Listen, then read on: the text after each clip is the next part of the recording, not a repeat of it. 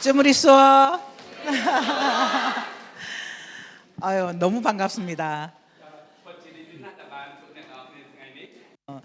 제가 캄보디아가 오픈하기 전부터 캄보디아를 왔었거든요. តាមពិតគឺមុននឹងបើកសាខាធមីកម្ពុជាក៏ខ្ញុំបានមកដល់ប្រទេសកម្ពុជាផងដែរ 그때 저희들이 세미나를 시작을 할 때요. 시작 시간이 다 되었는데도 사람들이 거의 안 왔어요. នៅពេលដែលចាប់ផ្ដើមសាខាធមីដំបូងគឺនៅពេលដែលដល់ម៉ោងក៏ដោយប៉ុន្តែអត់មានអ្នកចូលរួមទេកាលពីពេលនោះ 세미나 시작하고 30분, 1시간이 지나야 오기 시작했던 캄보디아에 계셨던 분들이 지금은 시작하기 전에 이렇게 많이 모여서 모여 있는 걸 보고 너무 놀랐습니다. នៅពេលនោះផងដែរគឺតតែសិក្ខាសាលាចាប់ផ្ដើមបានមកទើបមានមនុស្សចូលរួមប៉ុន្តែនៅថ្ងៃនេះគឺគ្មានការភ្ញាក់ខ្ញុំមានការផ្ញើខើផ្អើលខ្លាំងមែនទែនដោយសារតែឃើញថាអ្នកទាំងអស់គ្នាមកអង្គុយចាំមុនដល់ម៉ោងពេញសារតែម្ដងបាទ 그때 뵀던 분들이 지금은 성공하셔서 표정도 달라지셨고 또 외적인 모습이 달라지신 걸 보니까 너무나 감동스럽습니다. បាទនៅពេលដែលខ្ញុំមកដល់លើកនេះផងដែរខ្ញុំឃើញអ្នកដែលគាត់ទើបតែចាប់ផ្ដើមបន្ទោមីដំបូងនៅពេលដែលខ្ញុំមកប្រទេសកម្ពុជាដំបូងហ្នឹងគឺគាត់បានទទួលជោគជ័យអស់ហើយទាំងទឹកមុខទាំងសបាយមើលទៅទាំងសុខភាពរបស់គាត់គឺមានការល្អមែនទែនដូច្នេះហើយខ្ញុំមានការសប្បាយចិត្តខ្លាំងមែនទែន 역시 애터미는 성공할 수밖에 없는 일이구나라는 걸 다시 한번 확인하는 그런 시간이었습니다. ហើយនេះក៏ជាឱកាសមួយធ្វើឲ្យខ្ញុំដឹងថាតាមរយៈអាតូមីអ្នកណាក៏អាចទទួលបានភាពជោគជ័យផងដែរឲ្យតែមិនដាច់ចេញពីក្នុងក្រុមហ៊ុនអាតូមី 오늘 여기 모이신 분들은 모두 애터미 사업하시는 사업자분들이시죠? ចង់សួរអ្នកទាំងអស់គ្នាថាអ្នកទាំងអស់គ្នាសុទ្ធតែអ្នកធ្វើចំនួនអាតូមីត្រូវអត់ 네, 애터미 사업은요 2가지만 알면 굉장히 쉽습니다. ជាក់ស្ដែងចំនួនអាតូមីឲ្យតែអ្នកទាំងអស់គ្នាដឹងពីចំណុចធំៗទាំងពីរនោះអ្នកទាំងអស់គ្នានឹងទទួលបានភាពជោគជ័យយ៉ាងងាយស្រួលតែម្ដង 하나는 why, 왜죠, 왜? 왜에 대해서 제대로 알아야 하고요. បាទទី1គឺយើងត្រូវដឹងថាហេតុអ្វីបានជាយើងធ្វើអាតូមីគឺនៅពេលដែលយើងដឹងពីមូលហេតុច្បាស់លាស់នៅក្នុងការធ្វើចំនួនអាតូមីគឺប្រកាសជាងាយស្រួលក្នុងការធ្វើចំនួនមួយនេះ 하나는 how예요. 어떻게? 이 2가지만 제대로 알면 굉장히 쉬운 게 애터미 사업이에요. ទី2តើយើងត្រូវដឹងថាតើគួរធ្វើយ៉ាងណាដើម្បីទទួលបានជោគជ័យពីអាតូមីនៅពេលដែលអ្នកទាំងអស់គ្នាដឹងអំពីថាហេតុអ្វីហើយធ្វើដូចម្ដេចនោះនោះអ្នកទាំងអស់គ្នានឹងអាចងាយស្រួលក្នុងការធ្វើចំនួនអាតូមីជាក់ជាមិនខាន 첫 번째 why는 왜 애터미 사업을 해야 하는지에 대한 분명한 이유를 알아야 하고요. ដាច់ខាតអ្នកទាំងអស់គ្នាត្រូវតែដឹងឲ្យច្បាស់អំពីមូលហេតុយ៉ាងជាក់លាក់ណាមួយដែលអ្នកទាំងអស់គ្នាចាប់ផ្ដើមក្នុងការធ្វើចំនួនមួយនេះ 두 번째 why는 왜 애터미는 누구나 성공할 수밖에 없는지에 대해서 알아야 하고요. បាទអញ្ចឹងហេតុអ្វីមួយទៀតនោះហេតុអ្វីបានជាមនុស្សគ្រប់គ្នាអាចជោគជ័យនៅក្នុងអាតូមីអ្នកទាំងអស់គ្នាក៏ត្រូវតែដឹងឲ្យច្បាស់ផងដែរ 세 번째 why는 나는 왜 애터미 사업을 하는지에 대해서 정확하게 알고 시작을 하셔야 되는 거예요. ហើយហេតុអ្វីទី3នោះហេតុអ្វីបានជាខ្ញុំចាប់ផ្ដើមធ្វើជាមួយអាតូមីត្រូវតែដឹងឲ្យច្បាស់ពីមូលហេតុរបស់ខ្លួនឯង 자, 그다음 how는요. 어떻게 진행하면 될까 이 부분인데 오늘은 사업자분들만 계시기 때문에 why는 다음 시간에 하고요. 오늘 how 어떻게 사업을 진행하면 되는지에 대해서 제가 여러분들에게 말씀을 드리려고 합니다. ប៉ុន្តែដោយសារតែអ្នកទាំងអស់គ្នាថ្ងៃនេះគឺសុទ្ធតែជាអ្នកធ្វើជំនួយអាតូមីដូច្នេះហើយហើយអ្វីគឺខ្ញុំនឹងជំរាបនៅមេរៀនលើកក្រោយប៉ុន្តែនៅថ្ងៃនេះគឺខ្ញុំចង់ជំរាបថាតើយើងគួរធ្វើដូចម្ដេចដើម្បីទទួលបានជោគជ័យនៅក្នុងជំនួយអាតូមីនឹងឯង 여러분들은 애터미 사업을 통해서 성공하는 삶을 살고 싶고 또 부자로 살고 싶고 누군가를 도와주고 싶어서 이 사업을 하시는 거 맞죠? អ្នកទាំងអស់គ្នាចង់ជោគជ័យនៅក្នុងអាតូមីដើម្បីជួយដល់មនុស្សជុំវិញខ្លួននិងដើម្បីជួយទៅដល់សង្គមជាតិត្រូវអត់ 네. 자, 그러면 어떻게 하면 될까요? 내가 어떻게 하면 애터미에서 성공할 수 있을까요? អញ្ចឹងចង់ដឹងថាតើយើងគួរធ្វើយ៉ាងម៉េចដើម្បីទទួលបានជោគជ័យនៅក្នុងអាតូមី 네, 어떻게 하면 성공한다 하는 거에 대해서 나는 정확하게 알고 있다. អញ្ចឹងអ្នកទាំងអស់គ្នាថាដឹងអ្នកដែលដឹងថាធ្វើដូចមួយដេចដើម្បីជោគជ័យក្នុងអាតូមីច្បាស់សូមលើកដៃដឹងអត់ 네, 여러분들의 파트너가 여러분들에게 물어봐요. 내가 어떻게 하면 애터미에서 성공할 수 있을까요? 내가 어떻게 하면 돼요? 라고 물어봤을 때 여러분들은 뭐라고 대답해 주실 건가요? ឧទាហរណ៍ថាបើសិនជាយើងមានដៃគូសួរថាតើខ្ញុំធ្វើដូចម្តេចដើម្បីទទួលបានភាពជោគជ័យក្នុងអាតូមីតើអ្នកទាំងអស់គ្នាគួរតែឆ្លើយទៅពួកគាត់យ៉ាងម៉េចដែរ 말씀해 보실 분? មានអ្នកហ៊ានឆ្លើយបាទតោះ 네. ដើម្បីយើងធ្វើជំនួយទៅមានជោគជ័យយើងធ្វើតាម8ទៀតមាន8 គឺ성공의 발단계하고 에코 체크리스트 진행하면 됩니다. 맞습니다. 오, បាទត្រឹមត្រូវណាស់គឺយើងធ្វើតាម 박수를 ពីរចំណុច 보는데 ធំៗហ្នឹងឯងបាទ 바로 이거예요. 성공의 8단계 순서대로 A코아를 실천하면 됩니다. បាទគឺយើងត្រូវតែធ្វើទៅតាមលំដាប់លំដោយនៃ8ជំហានឆ្ពោះទៅកាន់ភាពជោគជ័យហើយត្រូវតែឆែកមើលខ្លួនឯងតាមរយៈការធ្វើឆែក8ចំណុចស្នូលទៅលើសមត្ថភាពខ្លួនឯងផងដែរ 초보자들은 성공하고 싶지만 어떻게 해야 될지 몰라서 깜깜한 안개 속을 헤매는 것과 똑같은 마음이에요. បាទអ្នកដែលចាប់ផ្ដើមដំបូងគឺគាត់ចង់ជោគជ័យណាស់ប៉ុន្តែគឺគាត់មិនដឹងថាតើធ្វើយ៉ាងម៉េចដើម្បីទទួលបានជោគជ័យគឺប្រៀបដូចតែគាត់កំពុងតែធ្វើដំណើរនៅក្នុងគេហៅថាអាប់ដ៏ខ្មៅងងឹតមួយដែលគាត់មិនអាចមើលទៅមុខឃើញនឹងឯង 그래서 자꾸 물어보죠. 내가 어떻게 하면 돼요? 나 어떻게 하면 성공할 수 있어요? 라고 물어보는데 어떤 사람은 세미나만 오세요. 이렇게 얘기하는 분이 있고요. ដូច្នេះហើយគាត់តែងតែសួរទៅ sponsor គាត់ថាតើធ្វើយ៉ាងម៉េចដើម្បីគាត់ទទួលបានជោគជ័យដែរប៉ុន្តែភាគច្រើនអ្នកខ្លះនិយាយថាសូមចូលរួមសិក្ខាសាលាទៅ 어떤 분은 사람만 많이 데려오면 돼. 이렇게 말하는 분도 있고요. អ្នកខ្លះថាសូមឲ្យរកមនុស្សថ្មីឲ្យបានច្រើនមក 어떤 분은 소비자만 많이 만들면 돼. 이렇게 얘기하는 분도 ហើយ 있어요. អ្នកខ្លះប្រាប់ថាបង្កើតអ្នកប្រើប្រាស់ឲ្យបានច្រើនទៅ 그렇게 얘기하면 초보자들은 도대체 어떻게 하라는 거야? 라고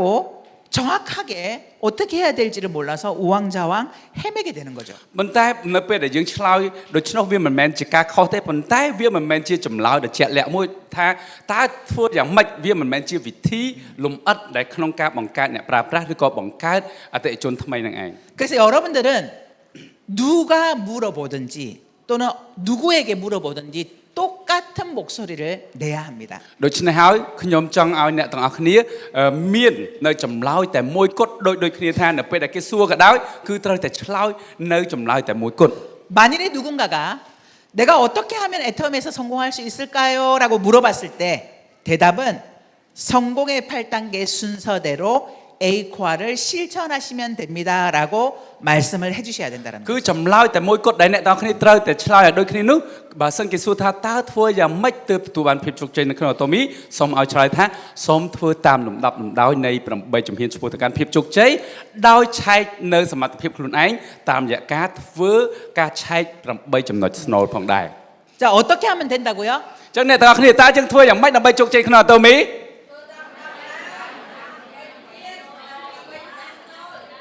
네.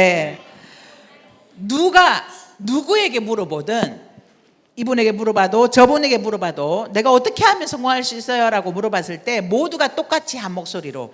성공의 8단계 순서대로 A코아를 실천하시면 성공합니다라고 말씀을 해주셔야 됩니다. 아시겠죠? បាទដាច់ខាតគឺត្រូវតែឆ្លើយឲ្យដូចគ្នាគឺយើងត្រូវធ្វើលំដាប់តាមលំដាប់ដោយ8ជំហានឆ្ពោះទៅកាន់ភាពជោគជ័យដោយស្ទង់នៅសមត្ថភាពខ្លួនឯងតាមរយៈការធ្វើការឆែក8ចំណុចស្នូលផងដែរអញ្ចឹងអ្នកទាំងអស់គ្នាយល់ហើយនៅបាទ 네, 그래서 성공의 8단계는 뭐고 A코아는 뭐예요? 라고 물어보면 내가 설명을 해줄 수도 있지만 우리 애터미 홈페이지에 올라와 있는 영상 성공의 8단계와 A코아를 50번씩 시청하세요라고 안내를 해주시면 됩니다. អញ្ចឹងគាត់នឹងសួរទៀតណាអញ្ចឹងតើអ្វីគឺជា8ជំហានឆ្ពោះទៅកាន់ភាពជោគជ័យហើយអ្វីគឺជាការឆែកនៅ8ចំណុចស្នូលសូមឲ្យអ្នកទាំងអស់គ្នាថាខ្ញុំក៏អាចបញ្យល់បានដែរប៉ុន្តែខ្លាចមានការខ្វះចន្លោះសូមឲ្យចូលទៅ website គេចូលទៅគេហទំព័រ Atomy ដើម្បីឆែកមើលវីដេអូមួយវីដេអូឲ្យបាន50ដងឡើងទៅផងដែរ 자, 저는 지금부터 성공의 8단계에 대해서 여러분들에게 설명을 드리도록 하겠습니다. ប៉ុន្តែថ្ងៃនេះក៏ខ្ញុំសូមលំអិតជូនអ្នកទាំងអស់គ្នាផងដែរពាក់ព័ន្ធជាមួយនឹង8ជំហានឆ្ពោះទៅកាន់ភាពជោគជ័យ 성공의 8단계는 바로 효과적인 사업 진행 방법이에요. បាទ ប្រំបីជំហានឆ្ពោះទៅកាន់ភាពជោគជ័យគឺវិធីសាស្ត្រមួយដែលទទួលបានលទ្ធផលក៏ដូចជាមានឥទ្ធិពលទៅលើភាពជោគជ័យនៅក្នុងការធ្វើចំនួនមួយនេះផងដែរ 자, 이 1번부터 8번까지 순서대로 진행을 하셔야 된다는 거죠. ដូច្នេះហើយអ្នកទាំងគ្នាកុំភ្លេចថាការធ្វើ8ជំហានឆ្ពោះទៅកាន់ភាពជោគជ័យដាច់ខាតត្រូវតែធ្វើទៅតាមលំដាប់លំដោយដែលគេបានកំណត់ទុកនឹងឯង 자, 우리 다 같이 한번 해볼까요? 제가 1 하면 여러분들이 말씀하시는 겁니다. 1. បាទអញ្ចឹងយើងអ្នកទាំងអស់គ្នាចាំនិយាយទាំងអស់គ្នាឲ្យស្រោះគ្នានៅពេលដែលខ្ញុំនិយាយថា1សូមឲ្យអ្នកទាំងអស់គ្នាចាប់ផ្ដើមនិយាយពាក្យថា1ហ្នឹងពាក្យនៅលើនេះឲ្យបានស្រោះគ្នាផងដែរបានអត់បាទ1 네, 2. 2 3. 4. 5. 6번 7번 8 네, 잘하셨습니다. បាទ 네, ពិតជាអស្ចារ្យមែន 박수. ទែនបាទ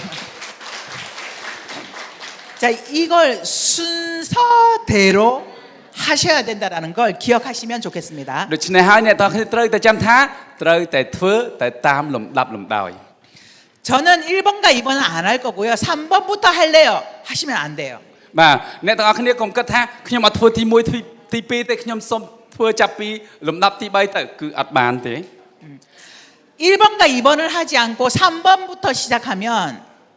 거절을 당했을 때 쉽게 좌절하게 되고 어려움이 생겼을 때 내가 이 사업을 포기하게 됩니다. មានថាបើសិនជាអ្នកទាំងអស់គ្នាមិនចាប់ផ្ដើមពីចំណុចទី1និងទី2ហើយចាប់ផ្ដើមពីចំណុចទី3ទៅនោះអ្នកទាំងអស់គ្នានឹងងាយនៅក្នុងការចោះចាញ់ងាយនៅក្នុងការបោះបង់ពេលដែលអ្នកទាំងអស់គ្នាជួបឧបសគ្គណាមួយ 그래서 여러분들은 반드시 1번부터 먼저 해야 해요. 자, 1번 첫 번째 꿈과 목표 설정에 대해서 말씀을 드릴게요. បាទដូច្នេះហើយត្រូវតែចាប់ផ្ដើមពីចំណុចទី1តាមលំដាប់ដោយហើយដូច្នេះខ្ញុំសូមជម្រាបអំពីការកំណត់គោលដៅនិងក្តីសុបិនផងដែរ 자, 왜 꿈이라고 하지 않고 꿈과 목표 설정이라고 했을까? ហេតុអ្វីបានគេនិយាយថាកំណត់ក្តីសុបិនតាមមុខទៅគេមិននិយាយថាកំណត់ក្តីសុបិនតាមមុខទៅគេចាំបាច់និយាយថាកំណត់ក្តីសុបិននិងគោលដៅធ្វើអី 제가 애터미 사업을 하기 전에도 꿈을 꾸었습니다. ដែលជាក់ស្ដែងសំបីតែខ្ញុំផ្ទាល់គឺមុននឹងខ្ញុំធ្វើជាមួយតូមីក៏ខ្ញុំមានក្តីសុបិនរបស់ខ្ញុំផងដែរ 월 1,000만 원 벌고 싶었고 부자가 되고 싶었고 성공하고 싶어서 늘 꿈을 꿨어요. គឺខ្ញុំតែងតែមានក្តីសុបិនថាចង់ទទួលបានចំណូលយ៉ាងហោចណាស់ក្នុងមួយខែ$10,000ឡើងទៅចង់ខ្លាចជាអ្នកមានចង់មានជីវិតដែលល្អប្រសើរក្នុងសង្គមផងដែរ 그런데 제가 꾼 꿈이 이루어진 적이 없습니다. ប៉ុន្តែខ្ញុំមិនដែលទទួលបានសម្រេចនៅក្នុងក្តីសុបិនដែលខ្ញុំមានកន្លងមកពេលដែលខ្ញុំមុននឹងជួបអាតូមីនោះឡើយ 그 이유를 애터미를 하면서 알았어요. ហើយមូលហេតុដែលខ្ញុំមិនអាចទទួលបានការសម្រេចក្តីសុបិននោះគឺខ្ញុំបានដឹងច្បាស់នៅពេលដែលខ្ញុំចាប់ផ្ដើមធ្វើជាមួយអាតូមី 제가 꿈만 꾸었던 거예요.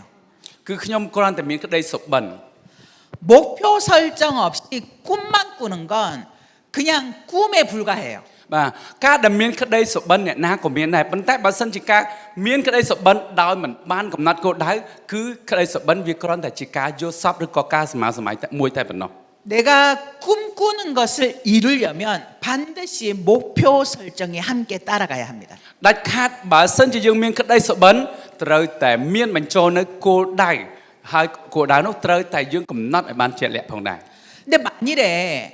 꿈이 뭔지를 적으세요 했더라면 저는 쉽게 잘 못 적었을 거예요. បាទបើសិនជា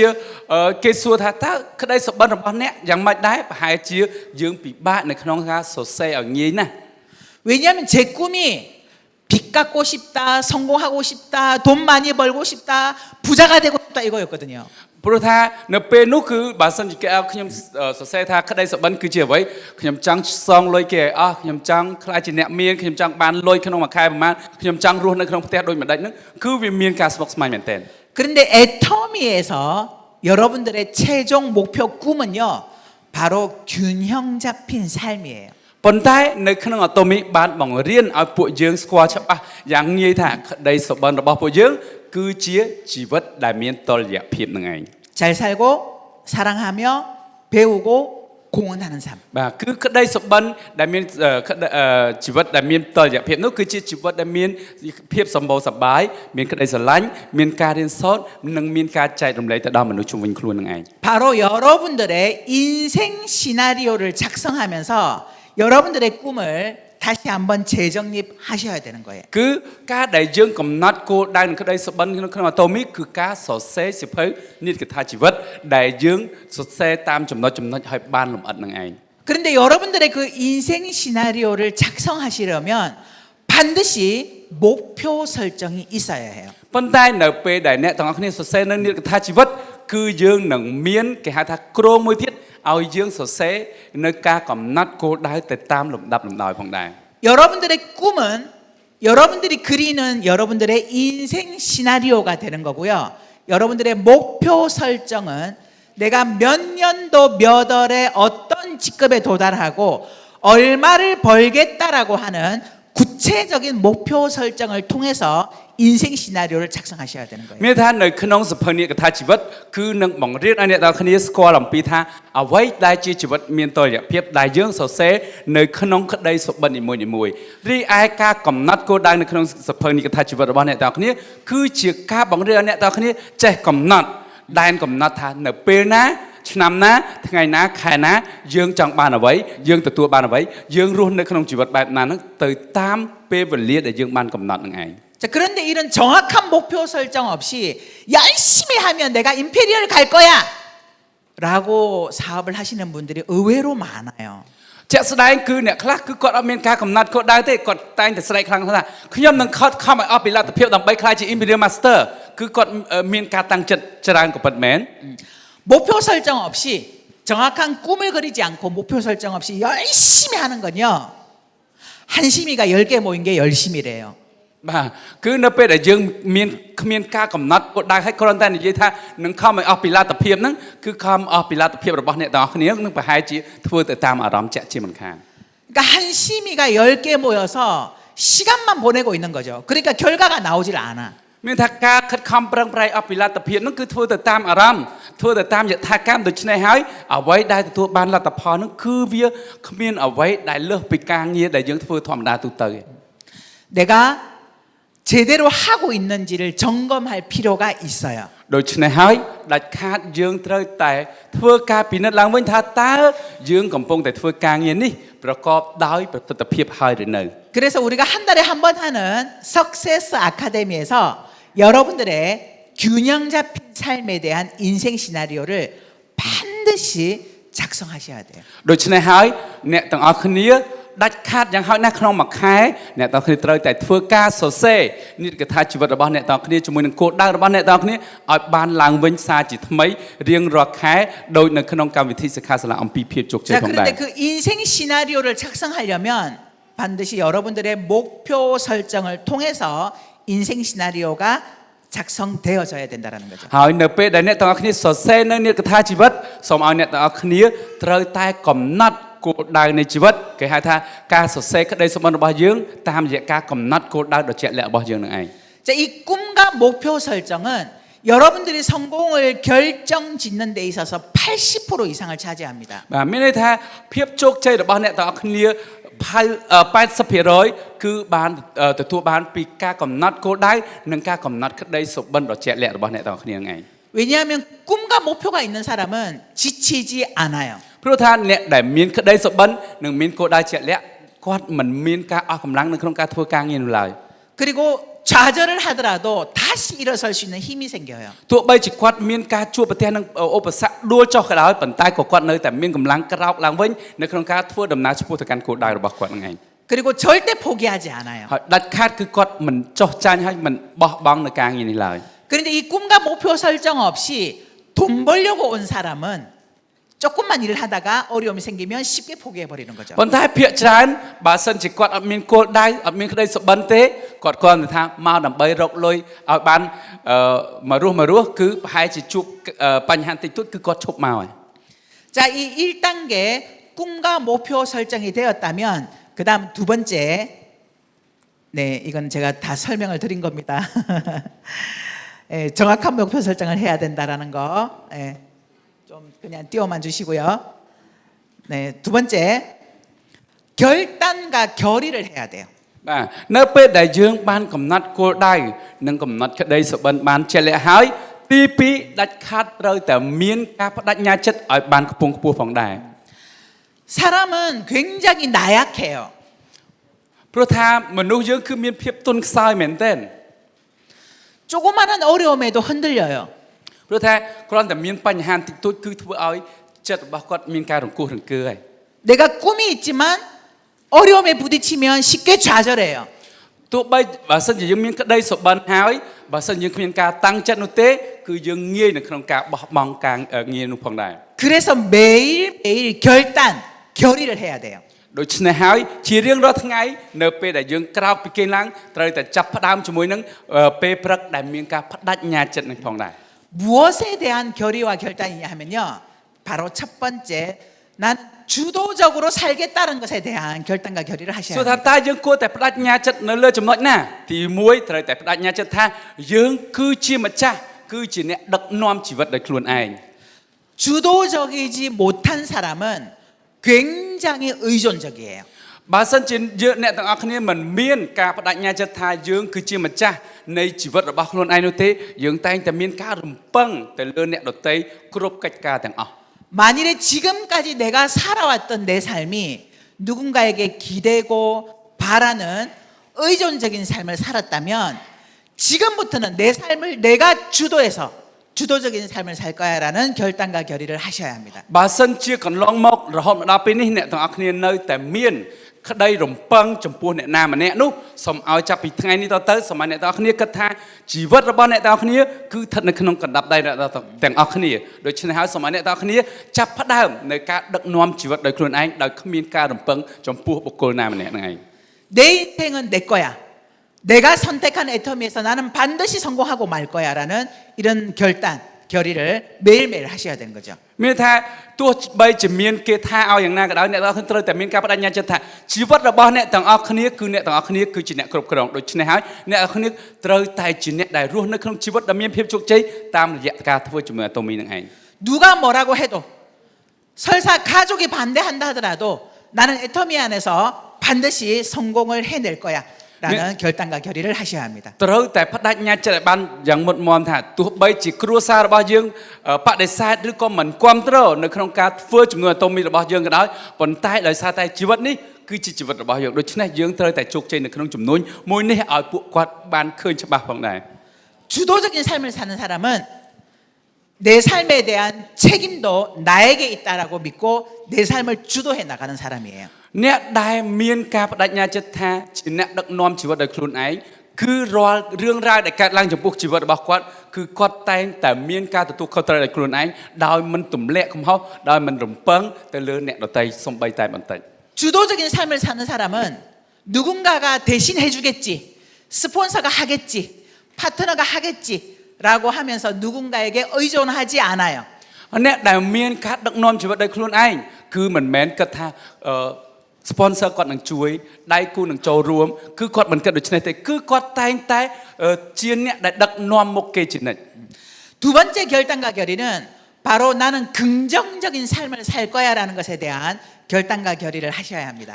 ទី2ចំណុចដែលយើងត្រូវតែបដិញ្ញាចិត្តរៀងរាល់ថ្ងៃជាប្រចាំនោះគឺដាច់ខាតត្រូវតែរស់នៅក្នុងជីវិតដែលមានភាពវិជ្ជមានជានិច្ច 사람은요 원래 부정적이에요. មនុស្សយើងគឺកើតមកជាមួយនឹងធម្មជាតិដែលមានផ្នត់គំនិតផ្ទេរទៅខាងផ្នែកអវិជ្ជមាន 왜냐하면 안전하기 때문이죠. 나를 지키기 위한. ព្រោះថាមនុស្សយើងតែងតែគិតអវិជ្ជមាននឹងដើម្បីការពារខ្លួនឯង 그래서 뇌는 부정적으로 생각하고 판단할 수밖에 없어요. ដូច្នេះហើយភាគច្រើនខួរក្បាលរបស់មនុស្សគឺចាប់ផ្ដើមពីផ្នត់គំនិតដែលគិតអវិជ្ជមានចំពោះរឿងគ្រប់យ៉ាង 근데 이걸 내가 긍정으로 바꿔야 합니다. ប៉ុន្តែនៅពេលដែលមានគំនិតអវិជ្ជមានចំពោះរឿងអ្វីក៏ដោយសូមឲ្យអ្នកទាំងគ្នាមានទម្លាប់បំបែ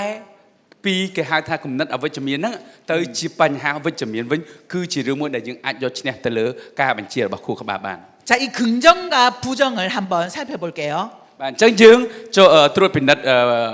អវិជ្ជមាននិងវិជ្ជមានជាមួយគ្នា 부정적인 생각을 하는 사람은 저런다고 성공하겠어? បើសិនជាអ្នកគិតអវិជ្ជមានធ្វើអញ្ចឹងអាចជោគជ័យបានដែរ 진짜 내가 여기서 성공할 수 있을까? ហើយតែអ្នកដែលគិតអវិជ្ជមានហ្នឹងតែគិតថាដូចខ្ញុំហ្នឹងអាចជោគជ័យបានដែរ 위에 있는 사람만 좋은 일 시켜주는 거 아닐까? ដូចធ្វើអញ្ចឹងទៅមិនតែអ្នកខាងលើទេដែលបានប្រយោជន៍ខ្ញុំប្រហែលជាអត់បានអីទេ 내가 희생되어지는 건 아닐까? ខ្ញុំប្រហែលជាកំពុងតែដើរផ្លូវខុសហើយ 이 제품이 진짜 좋은 게 맞을까? ហើយគាត់តែងតែសង្ស័យថាផលិតផលហ្នឹងល្អដូចគេនិយាយមែនអត់ 이렇게 끊임없이 부정적으로 의심해요. គឺគាត់តែងតែមានការសង្ស័យជាប្រចាំ 왜냐하면 나를 지키기 위해서죠. ព្រោះអីដើម្បីការពារខ្លួនឯងកុំឲ្យធ្លាក់ទៅក្នុងគេហៅថាហានិភ័យអីមួយហ្នឹងឯង 근데 여러분 애터미는 이미 검증이 끝난 회사예요. ប៉ុន្តែអ្នកទាំងអស់គ្នាត្រូវចាំថាអាតូមីគឺជាក្រុមហ៊ុនមួយដែលមានភ័ស្តុតាងច្បាស់លាស់ពាក់ព័ន្ធជាមួយនឹងចំណុចល្អទាំងអស់ដែលបានលាតត្រដាងលើទីផ្សារផងដែរ 여러분들에게 돈을 요구하고 뭔가 투자금을 요구하는 그런 곳에서는 그 생각을 하는 게 맞지만 애터미는 아무것도 없어요. 그게 없어요. បើសិនជាកន្លែងឬក៏ក្រុមហ៊ុនដែលទាមទារឲ្យអ្នកទាំងអស់គ្នាបង់លុយមុនឬក៏ទិញជាកញ្ចប់ឬក៏ចោះឈ្មោះបង់លុយអីហ្នឹងគឺអ្នកទាំងអស់គ្នាអាចគិតដូច្នេះបានប៉ុន្តែអាតូមីអត់មានលក្ខខណ្ឌទាមទារដូច្នេះមុនទេដូច្នេះហើយអ្នកទាំងអស់គ្នាមិនបាច់បារម្ភរឿងថាអាតូមីនឹងបោកអ្នកទាំងអស់គ្នាឡើយ 누구나 애터미 안에서 내가 시간을 보내고 이 시스템 안에 들어온다면 성공할 수밖에 없도록 만들어 놨는데도 내가 예전에 했던 그 부정의 경험 때문에 여전히 애터미 안에서도 이 생각에 사로잡혀 있는 거예요. ដោយទោះបីជានៅក្នុងអាតូមីបានបង្កើតប្រព័ន្ធជោគជ័យ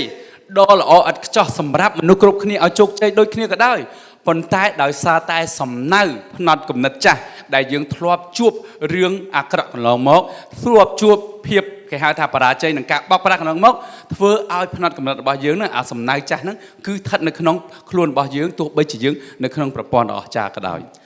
그래서 아니야. 애터미는 달라. 애터미 제품은 정말 좋아. 애터미 안에서는 나도 성공할 수 있어. 이런 긍정적인 생각을 늘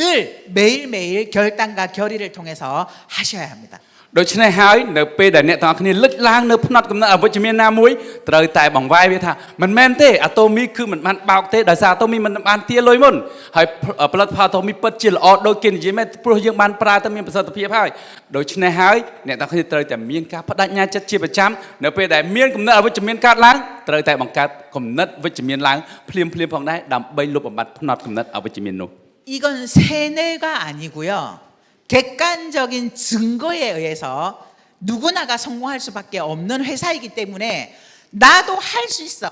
이런 자신감을 여러분들 스스로에게 불어넣어 줘야 된다는 거죠. ហើយវាមិនមែនជារឿងដែលគេហៅថាបំផោងការប៉ុណ្ណោះទេប៉ុន្តែវាគឺជាភ័ស្តុតាងដែលអ្នកទាំងគ្នាបានឃើញនិងបានឮដោយផ្ទាល់ផងដែរដូច្នេះហើយអ្នកទាំងអស់គ្នាត្រូវតែយកចំណុចវិជ្ជមានទាំងអស់យកមកដាក់ក្នុងខ្លួនអ្នកទាំងអស់គ្នាហើយមានភាពជឿជាក់លើខ្លួនឯងថាគ្រប់គ្នាអាចទទួលបានជោគជ័យតាមរយៈអាតូមីហើយយើងក៏អាចទទួលបានជោគជ័យបានតាមរយៈអាតូមីដូចគ្នាផងដែរ 만일에 그럼에도 불구하고 이게 잘 안 된다라고 한다면 여러분들은 애터미에 대해서 다시 제대로 공부하셔야 돼요. បើសិនជាអ្នកទាំងអស់គ្នា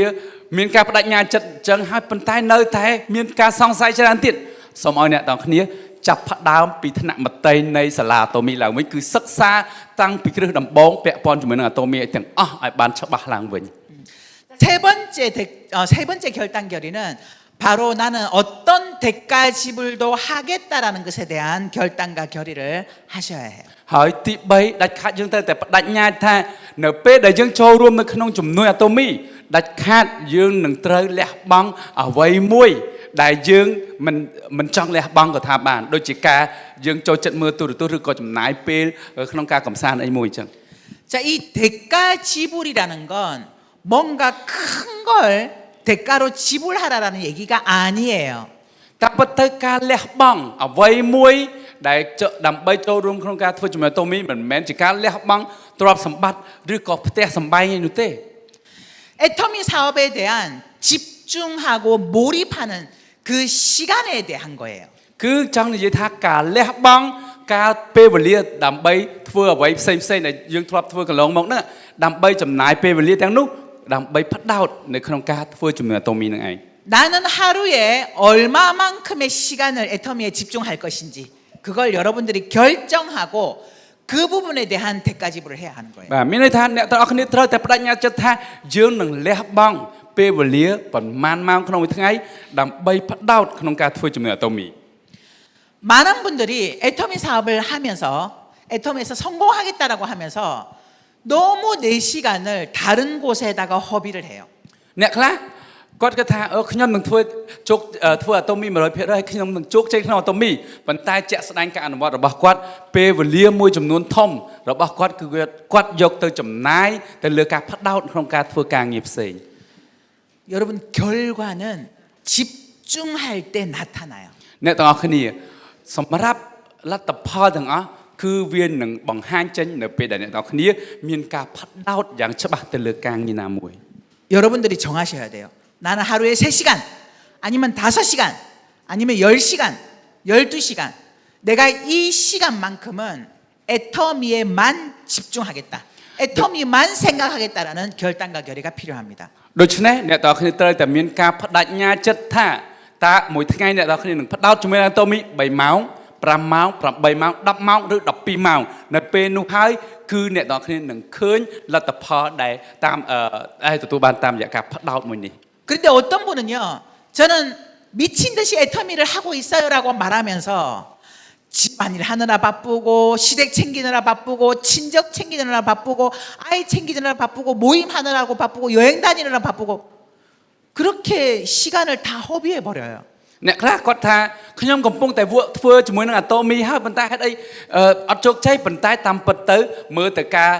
សកម្មភាពរបស់គាត់ប្រចាំថ្ងៃគាត់ឡាយទៅដើរលេងជាមួយប្តីរបស់គាត់ឡាយទៅដើរលេងជាមួយក្រុមគ្រួសាររបស់គាត់ឡាយទៅយកចិត្តម្ដាយក្មេកយកចិត្តឪពុកក្មេកយកចិត្តកូនយកចិត្តចៅ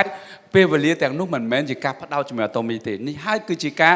ដែលខ្ញុំថាការលះបង់នៅក្នុងការធ្វើជាមួយអាតូមីនេះគឺការលះបង់ពេលវេលាដើម្បីផ្ដោតជាមួយនឹងអាតូមីនឹងឯង 짧은 시간이어도 집중할 수 있는 시간이 필요합니다. បាទទោះបីជាអ្នកទាំងគ្នាកំណត់គេហៅថាការផ្ដោតជាមួយអាតូមីក្នុងរយៈពេលខ្លីយ៉ាងណាក៏ដោយប៉ុន្តែសូមឲ្យយើងផ្ដោតដោយមិនមានផលរំខានឬការចំណាយពេលវេលាទៅលើការងារផ្សេងនៅក្នុងកំឡុងពេលដែលយើងកំណត់នឹងឯង 저는 애터미를 하기 전에 정말 다양한 많은 일들을 했어요. ជាក់ស្ដែងសម្រាប់ខ្ញុំផ្ទាល់មុននឹងចាប់ផ្ដើមអាតូមីគឺខ្ញុំធ្វើការងារច្រើនមុខមែនទែន 제 자본을 투자해서 옷가게도 하고 말아먹고 죽가게도 하고 말아먹고 문고점 하고 말아먹고 ខ្ញុំបានប្រើលុយរបស់ខ្លួនឯងបើកហាងកៅអៅផងហាងសភៅផងហាងលក់គ្រឿងទេសផងប៉ុន្តែអ្វីដែលខ្ញុំទទួលបានគឺការអស់ដើមទុនទៅវិញនឹងឯង 그리고 책 세일도 했고 보험 영업도 했어요. ហើយខ្ញុំក៏ធ្លាប់ធ្វើជាអ្នកគេហៅថាចែកធ្វើជាគេហៅថាអ្នកធ្វើទីផ្សារផ្នែកលក់សៀវភៅដោយផ្ទាល់ខ្លួនហើយក៏ធ្វើជាអ្នកលក់នៅធានារ៉ាប់រងផងដែរ 그런데 그냥 저냥 한 게 아니고요. 정말 열심히 살면서 일을 했어요. ហើយនៅពេលដែលខ្ញុំធ្វើការងារទាំងនោះនឹងបើកហាងខ្លួនឯងមិនមែនគាត់នឹងធ្វើឲ្យហើយពីដែរទេគឺខ្ញុំខំអស់ពីលទ្ធភាពមែនទេខំសឹងតែគ្មានពេលវេលាសម្រាប់ខ្លួនឯង 그런데 성공은커녕 실패할 때마다 우리 집에 빚이 쌓이면서 우리 집에 빚이 굉장히 많았어요. ប៉ុន្តែខ្ញុំមិនដែលទទួលបានភាពជោគជ័យទេមិនត្រឹមតែមិនជោគជ័យទេអ្វីដែលខ្ញុំនៅសល់នោះគឺបំណុលកាន់តែកើនឡើងម្ដងបន្តិចនៅក្នុងគ្រួសាររបស់ខ្ញុំ 그런 제가 애터미를 만난 거예요. នៅពេលដែលខ្ញុំកំពុងតែជាប់បំណុលគេច្រើនហ្នឹងហើយទើបខ្ញុំជួបជាមួយនឹងអាតូមី 근데 애터미를 만났는데 제품이 너무 좋은데 가격이 말도 안 되게 싼 거예요. នៅពេលដែលខ្ញុំជួបអាតូមីដំបូងហ្នឹងគឺវាជារឿងមួយដែលមិនអាចទៅរួចទេគឺផលិតផលអាតូមីវាល្អមែនទែនបើប្រៀបធៀបជាមួយនឹងតម្លៃដែលខ្ញុំប្រើប្រាស់ហ្នឹងឯង 자, 물론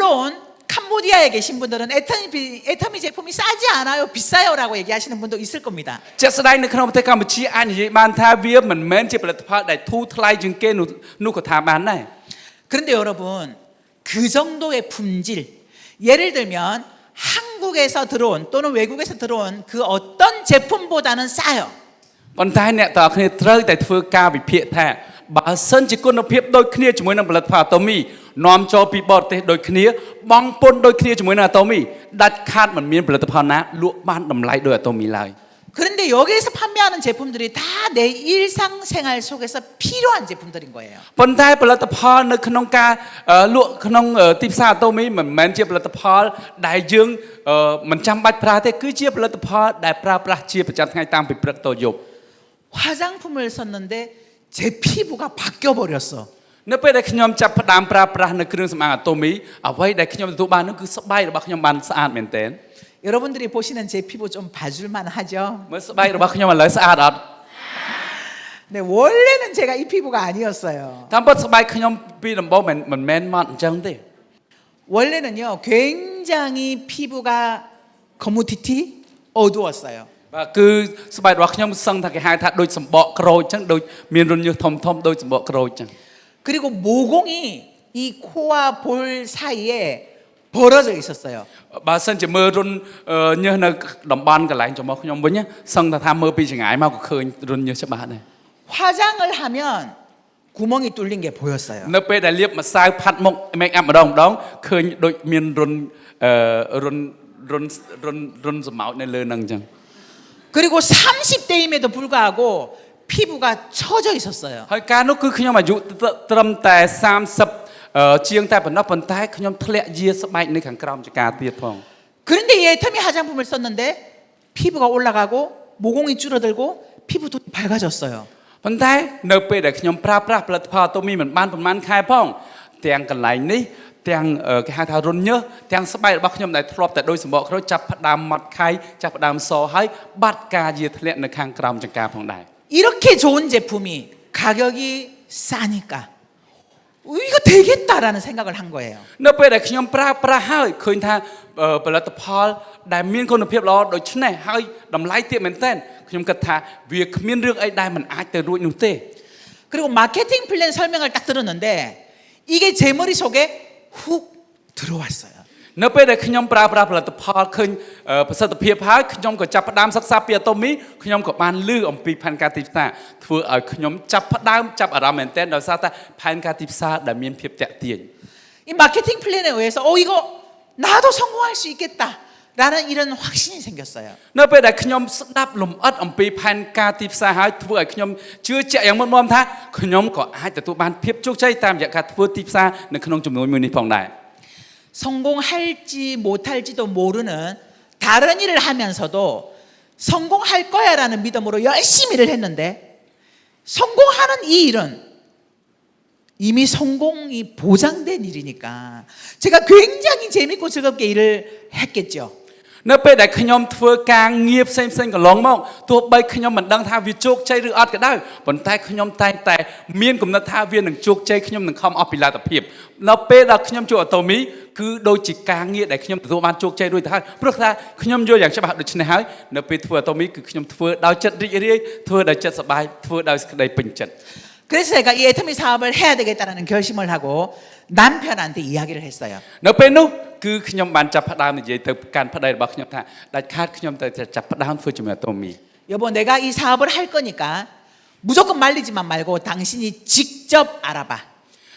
ខ្ញុំបានប្រាប់ខ្ញុំថាបងសម្លាញ់ខ្ញុំចាប់ផ្ដើមធ្វើចំនួនមួយនេះហើយដាច់ខាតកុំមកខាត់បើចង់ខាត់មុននឹងខាត់សិក្សាច្បាស់ហើយរកចំណុចអត់ល្អមកប្រាប់ខ្ញុំសិន 당신이 직접 알아보고 만일에 이게 아니라고 하면 나를 설득해. 그럼 내가 안 할게. បើសិនជាបងរកឃើញពីចំណុចអវិជ្ជមានណាមួយរបស់អាតូមីហើយយកវាមកបញ្យល់ប្រាប់ខ្ញុំនោះខ្ញុំនឹងឈប់ធ្វើវាភ្លាម 그런데 알아보고 만일에 이게 괜찮다라고 하면 나 안 도와줘도 되니까 방해하지 마 그랬어요. ប៉ុន្តែបើសិនជាបងសិក្សាពីអាតូមីហើយឃើញថាក្រុមហ៊ុននេះពិតជាល្អមែនមិនបាច់ជួយខ្ញុំក៏បានដែរតែកុំមករំខានឲ្យសោះ 방해라는 건 나 당신 밥 못 차려줘. 청소 못 해.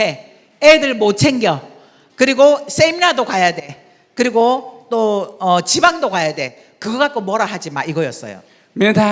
ការដែលកុំរំខានខ្ញុំនឹងគឺខ្ញុំអត់ឲ្យបងមករំខានខ្ញុំឲ្យតែធ្វើបាយឲ្យហូបឲ្យតែមើលកូនឲ្យតែជួលផ្ទះឲ្យតែបោកក្អៅអីទេមានជួបការងារអីធ្វើខ្លួនឯងខ្លះទៅ 그래서 둘째 초등학교를 졸업하는 중학교를 가야 하는 그 애가 손이 굉장히 많이 가기 때문에 그 아이를 기숙사가 있는 대안학교에 보내버렸어요. នៅពេលនោះហើយគឺខ្ញុំបានឲ្យកូនរបស់ខ្ញុំដែលគាត់បញ្ចប់នៅថ្នាក់បឋមឡើងទៅដល់មធ្យមគឺខ្ញុំអត់ឲ្យគាត់មកគេងផ្ទះទេគឺខ្ញុំរកមធ្យមសិក្សាណាដែលគេផ្ដល់កន្លែងស្នាក់នៅនិងមានបាយហូបទីនោះស្រាប់តែម្ដង 그리고 부산과 서울 그 거리가 한 400km가 되는데 그 거리를 제가 일주일에 한 번씩 비행기를 타고 다니면서 후원을 했어요. ហើយខ្ញុំតែងតែធ្វើដំណើរពីសេអ៊ូលមកប៊ូសានសេអ៊ូលហ្នឹងតាមរយៈគេហៅថាយន្តហោះផលឬក៏តាមរយៈរថភ្លើងផងដែលមានចម្ងាយជាង400គីឡូដីហ្នឹងក្នុងមួយសប្តាហ៍គឺខ្ញុំធ្វើដំណើរទៅមកម្ដងដើម្បីធ្វើការជួបជាមួយនឹងដៃគូ 그런데 어느 날 친구랑 전화 통화를 하다가 제 친구가 물어보는 거예요. នៅថ្ងៃមួយខ្ញុំក៏បាននិយាយទូរស័ព្ទជាមួយមិត្តភក្តិខ្ញុំហើយមិត្តភក្តិខ្ញុំបានសួរខ្ញុំថា 너 지금도 부산에 비행기 타고 다니니? 그렇게. ឥឡូវសបោលុយមែនជិះសិតយន្តហោះពីប៊ូសានទៅសេអ៊ូលទៀតពួកម៉ា 그랬더니 야 근데 너 도대체 얼마 버냐? 이렇게 물어보는 거예요. ហើយខ្ញុំក៏ឆ្លើយថាមែនតាអញ្ចឹងគាត់ក៏សួរថាចាញ់រលុយបានបានជិះសិតតែយន្តហោះទៅមកអញ្ចឹង 근데 제가 계산을 해보니까 그 달에 한 37만 원 들어왔더라고요. 그래서 제가 37만 원 벌어 그랬어요. នៅពេលដែលខ្ញុំទទួលសំណួរនោះហើយខ្ញុំក៏ចាប់ផ្ដើមគិតមើលលុយខ្ញុំភ្លាមខ្ញុំរកបានមួយខែហ្នឹងប្រហែលជា$300ជាងប៉ុណ្ណោះ 그랬더니 제 친구가 배를 잡고 웃으면서 야 너 대단하다. 어떻게 37만 원을 벌면서 비행기를 타고 그렇게 후원을 다닐 생각을 하니? 이렇게 얘기를 하는 거예요. ហើយមិត្តភក្តិខ្ញុំលឺឆ្នោតដូច្នោះហើយគាត់ហួសចិត្តហើយយកដៃរឹតទ្រូងហើយគាត់និយាយថាងាប់ហើយរកបានតែ300ជាងក្នុងមួយខែសោះហ៊ានជិះយន្តហោះលេងមួយអាទិត្យម្ដងហ្មង 그런데 그 다음 날 아침에 밥을 먹는데 저희 남편이 아주 심각한 얼굴로 저한테 얘기하는 거예요. ដល់ពេលស្អែកឡើងជួបជាមួយនឹងប្តីរបស់ខ្ញុំហើយញ៉ាំបាយជាមួយគាត់ធ្វើមុខកម្ៅដាក់ខ្ញុំ 여보 오늘 저녁에 나랑 얘기 좀 해. 나 어제 한숨도 못 잤어. 당신 37만 원 벌어? 이렇게 해요. គឺដល់ពេលប្តីរបស់ខ្ញុំគាត់និយាយថាអូនសម្លាញ់បងយកមិញគេងមិនលក់សំបីតាមអាសាឡេនព្រោះថាអីគេជិះសិតយន្តហោះបានមួយខែ300ជាងហ្នឹង 당신 참 잘 자더라. ប៉ុន្តែបងគេងអត់លក់មួយសាឡេនសោះហេតុអីអូនឯងដេកលក់ស្រួលមែនព្រោះអីបានចំណូលតែប៉ុណ្្នឹងគេងលក់ស្រួលមែនតើ 그래서 그날 저녁에 제가 제 수당을 보여줬어요. 봐 여보 나 3개월 됐는데 37만 원 벌어. ដល់ពេលល្ងាចឡើងខ្ញុំទៅជួបគាត់ហើយគឺខ្ញុំក៏ឲ្យគេហៅថាចំណូលនៅក្នុងសភៅធនាគារខ្ញុំទៅគាត់មើល3ខែគឺបាន$300ជាងតែប៉ុណ្ណោះ 근데 나보다 한 달 먼저 시작한 내 스폰서 강정호 단장님 거를 딱 보여주면서 봐라. 100만 원 벌어. ដល់ពេលខ្ញុំបង្ហាញអំពីអ្នកដែលចាប់ផ្ដើមមុនខ្ញុំគឺ sponsor របស់ខ្ញុំចាប់ផ្ដើមមុនខ្ញុំមួយខែហ្នឹងគឺគាត់4ខែប៉ុន្តែគាត់រកបានមួយខែរហូតដល់$1000 우리보다 1년 6개월 먼저 시작한 이혜정 임페리얼 마스터님의 수당을 딱 보여줘서 봐. 300만 원 벌어. មានថាដល់ពេលហើយខ្ញុំក៏បានបង្ហាញអំពីកម្រៃជើងសារនៅ sponsor មួយទៀតដែលគាត់ចាប់ផ្ដើមមុនខ្ញុំមួយឆ្នាំកន្លះហ្នឹងគឺរហូតដល់មួយខែ$3000 내가 지금은 37만 원이지만 시간이 지나면 100만 원, 300만 원 여기까지 올라갈 거야. ហើយខ្ញុំក៏បានប្រាប់ប្តីខ្ញុំថាថ្ងៃនេះបងឃើញត្រឹមតែ$300ជាងក៏ពិតមែនប៉ុន្តែខែក្រោយវានឹងឡើងពី$300ទៅជា$1000ទៅជា$3000ជាប្រចាំជាក់ជាមិនខាន 그랬더니 저희 남편이 안심을 하더라고요. នៅពេលនោះហើយគឺប្តីរបស់ខ្ញុំគាត់រៀងស្រាយចាំវិញតិចបាទ 사실 저는 그 300만 원이 목표가 아니었어요. តាមពិតគោលដៅរបស់ខ្ញុំមិនមែនត្រឹម$3000ទេ 저는 5천만 원, 1억이 목표였는데 그 말을 하면 저보고 미쳤다고 할까봐 차마 그 말까지는 못했어요. តាមពិតគឺខ្ញុំមានគោលដៅមួយខែ$50000ទៅ$100,000ឯណោះប៉ុន្តែបើសិនខ្ញុំនិយាយចឹងប្តីខ្ញុំប្រកាសជាយកខ្ញុំទៅដាក់ពេទ្យឈួតហើយ 왜냐하면 저희 남편은 학교 선생님이었는데 20년을 넘게 학교에서 근무했는데요. 그때 우리 남편 월급이 300만 원 좀 넘었어요. ព្រោះថាប្តីរបស់ខ្ញុំគាត់គឺជាគ្រូបង្រៀននៅសាលាមួយកន្លែងហើយគាត់បង្រៀនរយៈពេល20ឆ្នាំនៅសាលាហើយប៉ុន្តែប្រាក់ខែរបស់គាត់បានត្រឹមតែ$3000ជាងតែប៉ុណ្ណោះ 그러니까 저한테는 300이 아무것도 아니었지만 우리 남편한테는 300이 굉장히 큰 돈이었던 거죠. ដូច្នេះហើយសម្រាប់ខ្ញុំគឺ$3000គឺវាតិចមែនតើប៉ុន្តែប្តីខ្ញុំគាត់ធ្វើ20ឆ្នាំបាន$3000ជាងគាត់គិតថាខ្ញុំធ្វើមួយឆ្នាំបាន$3000ហ្នឹងប្រហែលជាច្រើនមែនតើសម្រាប់គាត់ហ្នឹង 네. 지금은 일주일에 600만 원을 받아요. សម្រាប់ខ្ញុំសពថ្ងៃក្នុងមួយសប្តាហ៍ដឹងថាខ្ញុំទទួលបានចំណូលប្រមាណអត់គឺជាង$6000ក្នុងមួយសប្តាហ៍ 네. 어건저라. 결국 시간이 지나야 돼요. ដូច្នេះហើយនៅក្នុងចំនួនមួយនេះគឺត្រូវការពេលវេលាដែលយើងផ្ដោត 그때 결단과 결의를 통해서 확신. 나는 미래에 이 정도 벌 거야라는 확신이 들었기 때문에 결단 결의할 수 있었던 거죠. ដោយសារតែខ្ញុំមានភាពជឿជាក់ទៅលើខ្លួនឯងមានភាពជឿជាក់ទៅលើចំនួនមួយនេះទើបធ្វើឲ្យខ្ញុំមានការបដិញ្ញាចិត្តយ៉ាងមុតមមនៅពេលនោះឯង 저희 남편이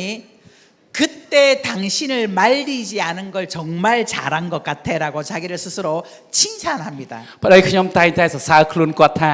អូបងពិតជាសំណាងមែនតើដែលជាមនុស្សឆ្លាតមិនខាត់អូននៅពេលនោះ 그래서 이런 결단과 결의를 여러분들이 매일매일 하셔야 돼요. ដូច្នេះហើយអ្នកទាំងអស់គ្នាការតាំងចិត្តការបដិញ្ញាចិត្តដាច់ខាតត្រូវតែធ្វើឡើងជារៀងរាល់ថ្ងៃ 내가 얼마나 많은 시간을 쓰고 사람을 만나는데 에게 겨우 이것밖에 안 들어와?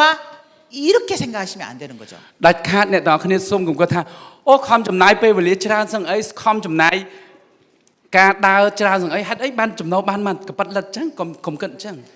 시간이 지난다면 나도 저 사람처럼 될 수 있어. យើង 라는 ត្រូវតែ 이런 결단과 결의를 វិជ្ជ 하셔야 មាន 돼요. ថានៅពេលវេលាកាន់តែកន្លងផុតទៅដាច់ខាតយើងនឹងឈរនៅលើឆាកមួយដែលមានចំណូលរាប់ម៉ឺនដុល្លារដូចជាគាត់ផងដែរ 자, 이 1번과 2번이 굉장히 중요해요. ដូច្នេះហើយចំណុចទី1និងចំណុចទី2នៅក្នុង8ជំហានឆ្ពោះទៅកាន់ភាពជោគជ័យគឺជាចំណុចដែលសំខាន់បំផុត 애터미 사업을 진행하시는 분들은 반드시 이 1번, 2번을 거친 다음에 3번 명단 작성으로 넘어가셔야 되는 거예요. ដូច្នេះហើយនៅពេលដែលអ្នកទាំងគ្នាចាប់ផ្ដើមនៅចំណុចទី1និងទី2បានជាក់លាក់ហើយសូមចាប់ផ្ដើមនៅចំណុចទី3ជាបន្តទៀត 만일에 내가 꿈과 목표를 설정하지도 않고 결단과 결의도 하지 않은 상태에서 명단을 작성하고 사람들을 만나고 소비자를 만든다면 다시 되돌아가서 꿈과 목표 설정, 결단과 결의를 먼저 하셔야 된다는 거죠. បាទដូច្នេះហើយអ្នកទាំងគ្នាការដែលអ្នកទាំងគ្នាចាប់ផ្ដើមចំណុចទី3នេះគឺការបង្កើតនៅសរសេរនៅគេហៅថាតារាងឈ្មោះរបស់អតិថិជនរបស់យើងហើយការធ្វើម្ដងហើយម្ដងទៀតហើយក៏យើងត្រូវតែបកមកចំណុចទី1ទី2គឺការបង្កើតក្តីសុបិនគោលដៅនិងការតាំងចិត្តជាប្រចាំផងដែរ 자, 이 명단 작성은 내가 알고 있는 모든 사람들을 다 적는 거예요. 적어야 돼요. ការសរសេរតារាងឈ្មោះឬក៏សរសេរបង្កើតបញ្ជីឈ្មោះនេះសូមកុំឲ្យគិតថាអ្នកធ្វើឬអ្នកមិនធ្វើសូមឲ្យសរសេរទាំងអស់រាល់មនុស្សដែលអ្នកទាំងអស់គ្នាស្គាល់ 자, 이때 내가 스스로 단정 지으면 안 돼. 예단하면 안 돼요. 이 사람은 안 할 거야. 이 사람은 안 쓸 거야. 이 사람은 빼고, 이 사람도 빼고. 그거 없이 내가 알고 있는 모든 사람들의 리스트를 쫙 적으셔야 돼요. សូមកុំគិតថាអ្នកនេះមិនធ្វើអ្នកនោះធ្វើសូមគិតចឹងអ្នកណាក៏ដោយឲ្យតែយើងស្គាល់សូមសរសេរឈ្មោះគាត់មក 여러분들의 핸드폰 안에 들어있는 모든 사람들을 일단 기록해 보셔야 됩니다. អ្នកទាំងអស់គ្នាត្រូវតែដឹងឲ្យច្បាស់អំពីអ្នកដែលយើងធ្លាប់រាប់អានកន្លងមកនៅក្នុងសង្គមនៅក្នុងជីវិតរបស់យើង 여러분들의 핸드폰 안에 저장되어 있는 그분들이 여러분들의 명단이에요. មានន័យថាអ្វីដែលអ្នកទាំងអស់គ្នាធ្លាប់ឆ្លងកាត់ជាមួយមនុស្សណាក៏ដោយគឺនោះហើយគឺជាបញ្ជីឈ្មោះសម្រាប់ការចាប់ផ្ដើមធ្វើចំនួនមួយនេះរបស់អ្នកទាំងអស់គ្នា 자, 또 지금부터 새로운 명단을 만들어 나가셔야 합니다. ដូច្នេះហើយសូមឲ្យអ្នកទាំងអស់គ្នាចាប់ផ្ដើមសរសេរនៅបញ្ជីឈ្មោះថ្មីសម្រាប់ខ្លួនឯងចាប់ពីថ្ងៃនេះតទៅ 애터미를 하기 전에는 식당을 가도 커피숍을 가도 이웃들을 만나도 그냥 획 인사도 하지 않고 돌아섰다면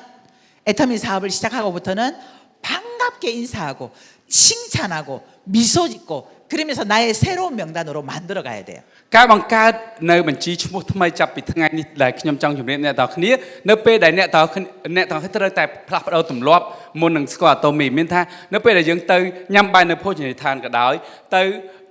ញ៉ាំកាហ្វេនៅកន្លែងណាក៏ដោយទៅខាងក្រៅដើរផ្សារក៏ដោយត្រូវតែធ្វើជាមនុស្សដែលញញឹមហើយងាកឃើញកន្លែងមុខគេភ្លាមត្រូវតែចេះសួរស្ដីដាក់គេមុនបាទ 애터미 사업을 하는 사업자들은요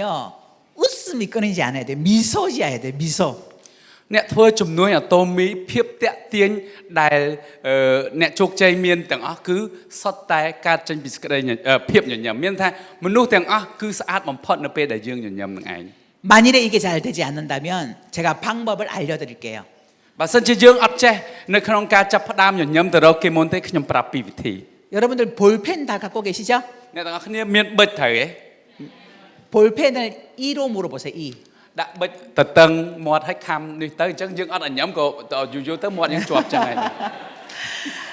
자, 볼펜을 2로 물고 사진을 찍어 보시면 웃는 얼굴이에요. មានថាបើមិនជឿអ្នកទាំងអស់គ្នាសាក់ខំប៊ិចឬក៏សាក់ខំខ្មៅដៃហើយឆ្លោះកញ្ចក់មើលទៅឃើញមុខយើងញញឹមហី 볼펜을 입술로 물면 화난 얼굴이에요. ប៉ុន្តែបើសិនជាយើងយកប៊ិចយកមកបៀមនឹងមាត់វិញមើលទៅឃើញដូចជាមុខយើងខឹងអញ្ចឹង 근데 2로 물어서 យើងត្រូវតែយកថ្មិញយើងខំប៊ិចនឹងឲ្យឆ្លោះកញ្ចក់មើលទៅឃើញមុខយើងញញឹម 왜냐하면 미소는요 연습해야 돼요. 이 근육이 굳어 있는 사람은 억지로 연습을 해야 돼요. បាទព្រោះថាការញញឹមអ្នកខ្លះគឺគាត់អត់មានធម្មជាតិនៅក្នុងការញញឹមទេដូច្នេះធ្វើឲ្យសាច់ដុំមាត់របស់គាត់ហ្នឹងវាស្ពឹកវាងាប់ដូច្នេះហើយត្រូវតែធ្វើលំហាត់សាច់ដុំកន្លែងមាត់ហ្នឹងដើម្បីឲ្យការញញឹមហ្នឹងវាកាត់ឡើងមកវិញ 결국 이 미소가 여러분들 주변 사람들이 저 사람이 애터미를 하더니 달라졌어 웃고 다녀 이걸 느낄 수 있도록 해줘야 되는 មាន 거예요. ន័យថាស្នាមញញឹមរបស់អ្នកទាំងគ្នានឹងធ្វើឲ្យមនុស្សជុំវិញខ្លួនដែលធ្លាប់ស្គាល់អ្នកទាំងគ្នាឆ្ងល់ថាអូម្នាក់ហ្នឹងចាក់តាំងពីធ្វើអាតូមីមកចេះញញឹមចេះរីករាយកាលពីមុនមុខឡើងកញ្ចប់ចប់ 뭔지는 모르지만 즐거워 보여 행복해 보여 그러면 나도 저거 한번 해볼래 이렇게 돼야 되는 거예요. អញ្ចឹងគាត់នឹងឆ្ងល់ហើយគាត់ថាអត់ដឹងថាអាតូមីនឹងអីគេប៉ុន្តែមើលទៅដូចជាសប្បាយដូចមានសេចក្តីសុខដែរចង់ទៅធ្វើដែរដល់ហើយគាត់នឹងមានគំនិតដូចនេះ 그래서 여러분들은 매일매일 아침 저녁으로 거울을 보면서 볼펜을 깨물고 웃는 연습을 하셔서 이 근육을 웃도록 만들어줘야 돼. ដូច្នេះហើយអ្នកអត់ទាន់ចេះញញឹមសូមចាប់ពីថ្ងៃនេះទៅព្រឹកម្ដងល្ងាចម្ដងដាក់ប៊ិចខំឲ្យឆ្លោះកញ្ចក់មើលដើម្បីឲ្យសាច់ដុំនៃការញញឹមរបស់យើងវារស់ឡើងវិញ 자, 그런데 이 명단을 작성할 때는 반드시 왼쪽과 오른쪽 좌우를 구분하셔서 명단을 작성하셔야 돼요. ប៉ុន្តែនៅពេលដែលអ្នកទាំងអស់គ្នាចាប់ផ្ដើមសរសេរនៅបញ្ជីឈ្មោះថ្មីសូមឲ្យសរសេរឲ្យច្បាស់កំណត់ច្បាស់ថាតើក្រុមខាងស្ដាំត្រូវដាក់បុគ្គលបែបណាឬក៏ក្រុមខាងឆ្វេងត្រូវដាក់បុគ្គលបែបណានឹងឯង 여러분 애터미가 몇 줄 사업인가요? តើអ្នកទាំងអស់គ្នាធ្វើដឹងអត់ចំនួនអាតូមីគឺជាចំនួនប្រមាណខ្សែដែរ 네, 두 줄이잖아요. បាទគឺជា2ខ្សែ 근데 끊임없이 한 줄만 해. ប៉ុន្តែអ្នកខ្លះគាត់ធ្វើតែមួយខ្សែ 그러니까 이게 안 되는 거예요. តែធ្វើតែមួយខ្សែគឺអត់ទៅមុខនឹងឯង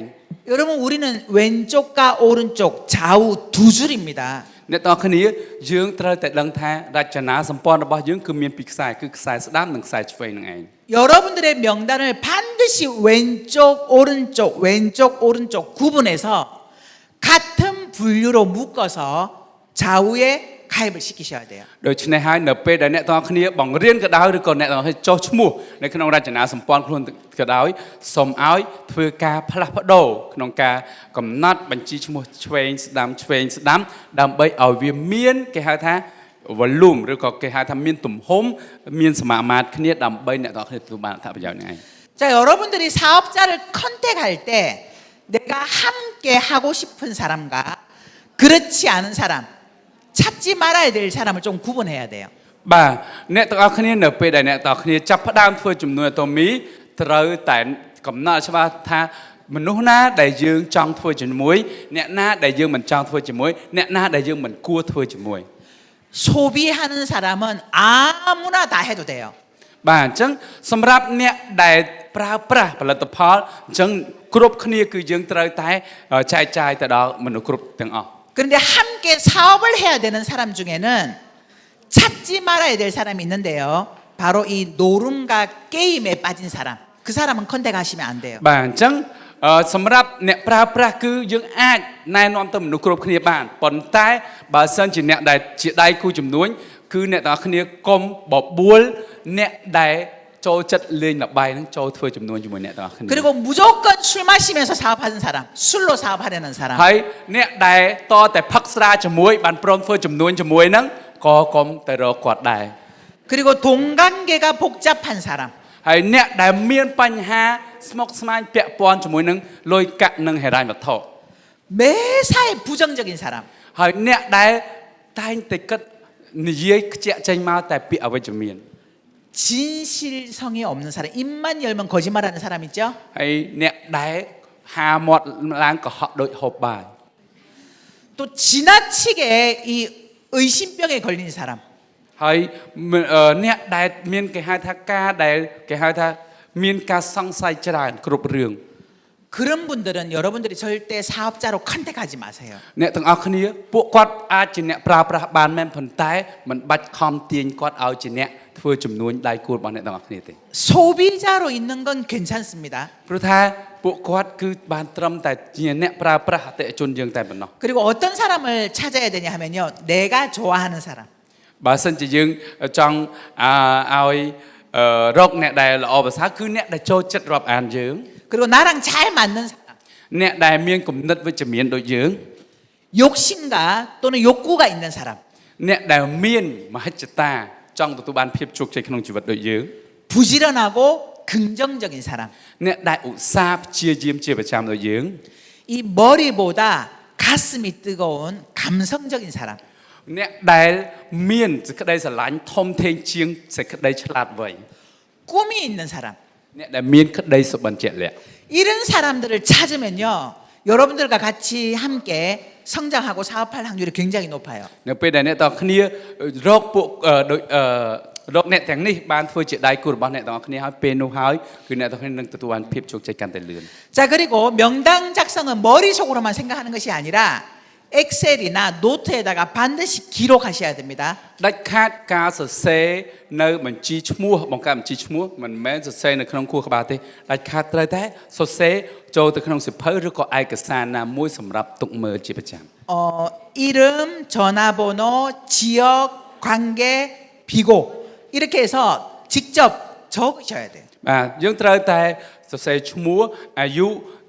គេហៅថាលេខទំនាក់ទំនងគឺគេហៅថាគឺជាមិត្តភ័ក្តិឬក៏ជាបងប្អូនជីដូនមួយជីទួតមួយហើយតើគាត់មានគេហៅជីវភាពបែបណាដាច់ខាត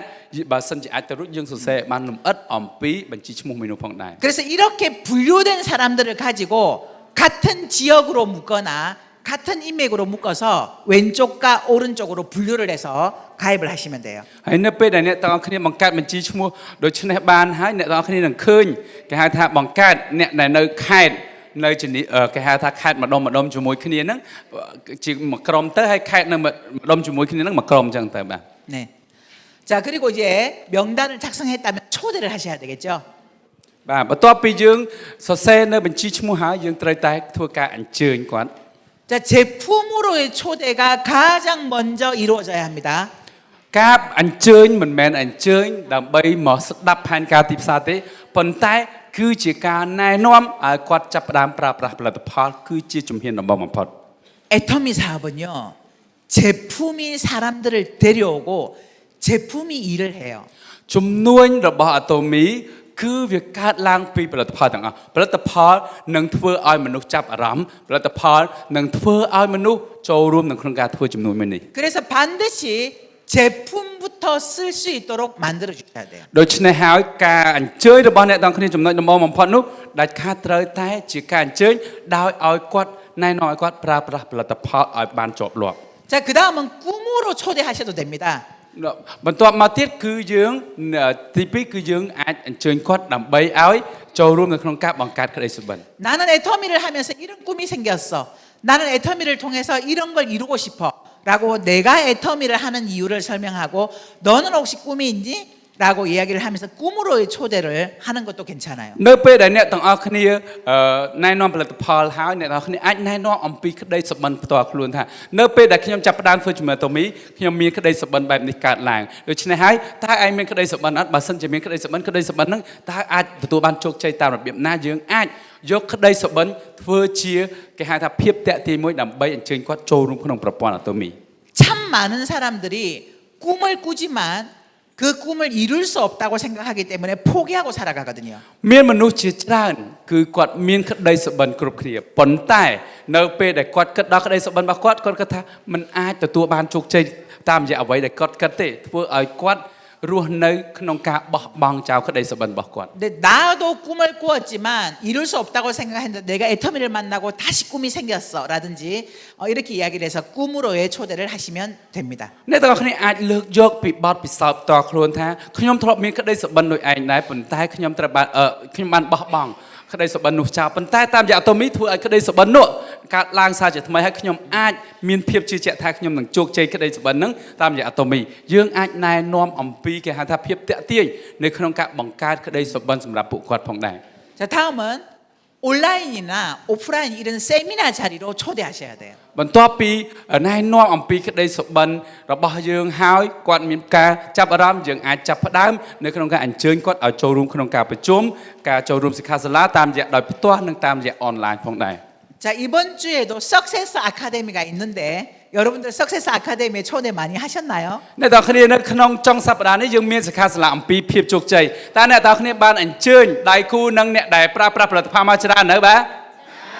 오, 대단하시네요. បាទអស្ចារ្យមែនទែន 근데 이 초대가 쉽던가요? សួរថាការអញ្ជើញគេនឹងស្រួលអត់ 네, 어렵습니다. 쉽지 않죠.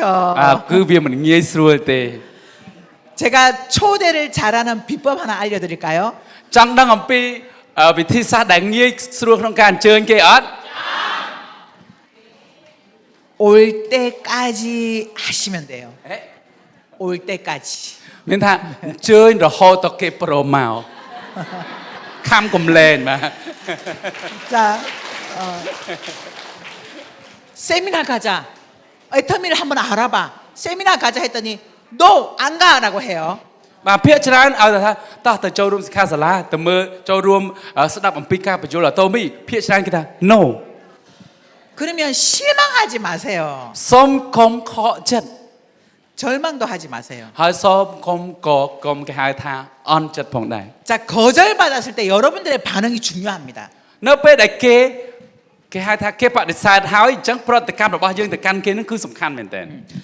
노 하면 알았어. 다음에도 또 있어. 그때 가면 돼. 하고 오세요 그냥. នៅពេលគេថាអូអត់ទៅទេកុំខឹងកុំធ្វើទឹកមុខអីដែលគេហៅថាមានប្រតិកម្មដែលមិនល្អបើសិនគេថាគេអត់ទៅអូអត់អីទេលើកនឹងឲ្យបានទៅចាំខែក្រោយកុំខែក្រោយមានទៀតតែខែក្រោយចាំបបួលទៅទៀត 그리고 또 가는 거예요. 세미나 가자. 한번 알아봐. ទៅដល់ខែក្រោយយើងបបួលទៅទៀតដល់ដល់ថ្ងៃសិក្ខាសាលាទៀតហើយថ្ងៃនេះទៅអត់ 노 해서 또. គាត់ឆ្លើយថាទេទៀតហើយ 괜찮아. 다음에 또 있어. 하고 또 가. អូខេអត់អីទេចឹងខែក្រោយខ្ញុំនឹងបបួលទៅទៀត 자, 이걸 계속 반복하다 보면요. 사람은 내가 한 번은 가줘야 되겠구나. 미안한 마음에 한 번은 따라가야 되겠다는 생각을 해요. បាទអញ្ចឹងនឹងមានអ្នកដែលគាត់មានគេហៅថាមនុស្សទាំងអស់គឺមានបេះដូងដូចគ្នាឲ្យតែបបួលអញ្ចឹងដដែលទៅគាត់មានសេចក្តីគេហៅថាមានការសំទោសមួយអញ្ចឹងគួរតែទៅស្ដាប់ឲ្យម្ដងទៅអាណិតគ្នាបបួលរហូតអី 그런데 세미나에 와서 이게 이런 일이었어? 라고 하면서 애터미 사업을 할 수도 있고 소비자를 할 수도 있는 거예요. ហើយមានមនុស្សជាច្រើននៅពេលដែលគាត់បដិសេធហើយដល់ពេលគាត់ទៅតែម្ដងស្រាប់តែគាត់ចាប់ផ្ដើមចាប់អារម្មណ៍នៅចំនួនមួយនេះតែម្ដង 여러분 애터미 사업은 영업이 아니에요. អ្នកទាំងអស់គ្នាការធ្វើចំនួនអាតូមីមិនមែនជាការដើរលក់ទំនិញទេ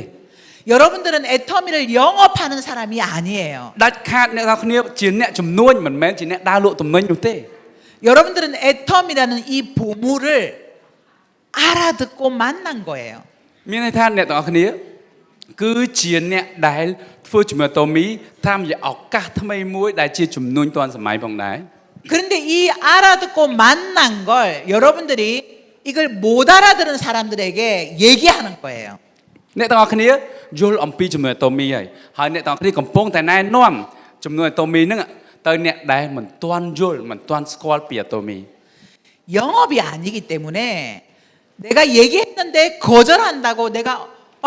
상처받았어. 이거 해야 돼 말아야 돼. 이럴 필요가 없는 거예요. ដោយសារយើងមិនមែនជាការលក់ទំនិញទេដូច្នេះយើងគ្រាន់តែណែនាំឲ្យគេយល់អំពីអាតូមីបើសិនគេយើងណែនាំទៅគេអត់យល់គេបដិសេធសូមកុំឲ្យមានការឈឺចិត្តព្រោះថាវាមិនមែនជាបញ្ហាមួយដែលឲ្យយើងឈឺចិត្តទេព្រោះថាគេមិនបានកំណត់ឲ្យយើងលក់ក្នុងមួយខែប្រហែលឯណា 얘기했는데 거절하면 괜찮아. 못 알아들었구나 하고 다시 가서 또 얘기해. 못 알아들었구나 또 얘기해. 계속 얘기하다 보면 어느 순간 알아들을 때가 와요. មានថានៅពេលដែលយើងណែនាំទៅគេបដិសេធអូអត់ទាន់យល់ទេចឹងលើកក្រោយមកបញ្យល់ទៀតបញ្យល់ទៅអត់យល់ទៀតលើកក្រោយមកបញ្យល់ទៀតបញ្យល់តតែគេយល់ 그래서 그분이 올 때까지 알아들을 때까지 계속 가서 얘기하고 또 얘기하고 또 얘기하면 돼요. ខ្ញុំហ៊ានធានាថានៅពេលដែលអ្នកទាំងគ្នានិយាយទៅបដិសេធនិយាយទៅបដិសេធរហូតនិយាយរហូតនោះថ្ងៃណាមួយគាត់នឹងចាប់អារម្មណ៍គាត់នឹងចាប់ផ្ដើមសិក្សាដោយខ្លួនឯងហើយគាត់នឹងយល់ជាក់ជាមិនខាន 그래서 여러분들이 모든 걸 다 설명하려고 하지 말고 알아봐. 알아보는 데 드는 건 시간밖에 없잖아. 충분히 알아보고 결정해도 늦지 않아. 라는 말을 하면서 알아보라고 얘기를 하는 거죠. នៅពេលដែលអ្នកទាំងអស់គ្នាណែនាំមិនបាច់ណែនាំឲ្យលំអិតអីទេទៅស្ដាប់នៅក្នុងសិក្ខាសាលាគេបញ្យល់ទៅហើយការទៅស្ដាប់សិក្ខាសាលាហ្នឹងមានចំណាយអីក្រៅពីពេលវេលាចំណាយពេលតែ2ម៉ោង3ម៉ោងហើយទៅស្ដាប់មើលទៅហើយស្ដាប់ទៅទោះបីចាប់ផ្ដើមមិនចាប់ផ្ដើមវាមិនមែនជារឿងយឺតពេកឬក៏លឿនពេកនោះទេព្រោះថាខ្ញុំមិនបានអត់បង់លុយមុនក្រុមហ៊ុនមិនទាលុយមុនទេអញ្ចឹងស្ដាប់មើលថាជឿហើយចាំចាប់ផ្ដើម 세미나에 온다고 약속까지 했는데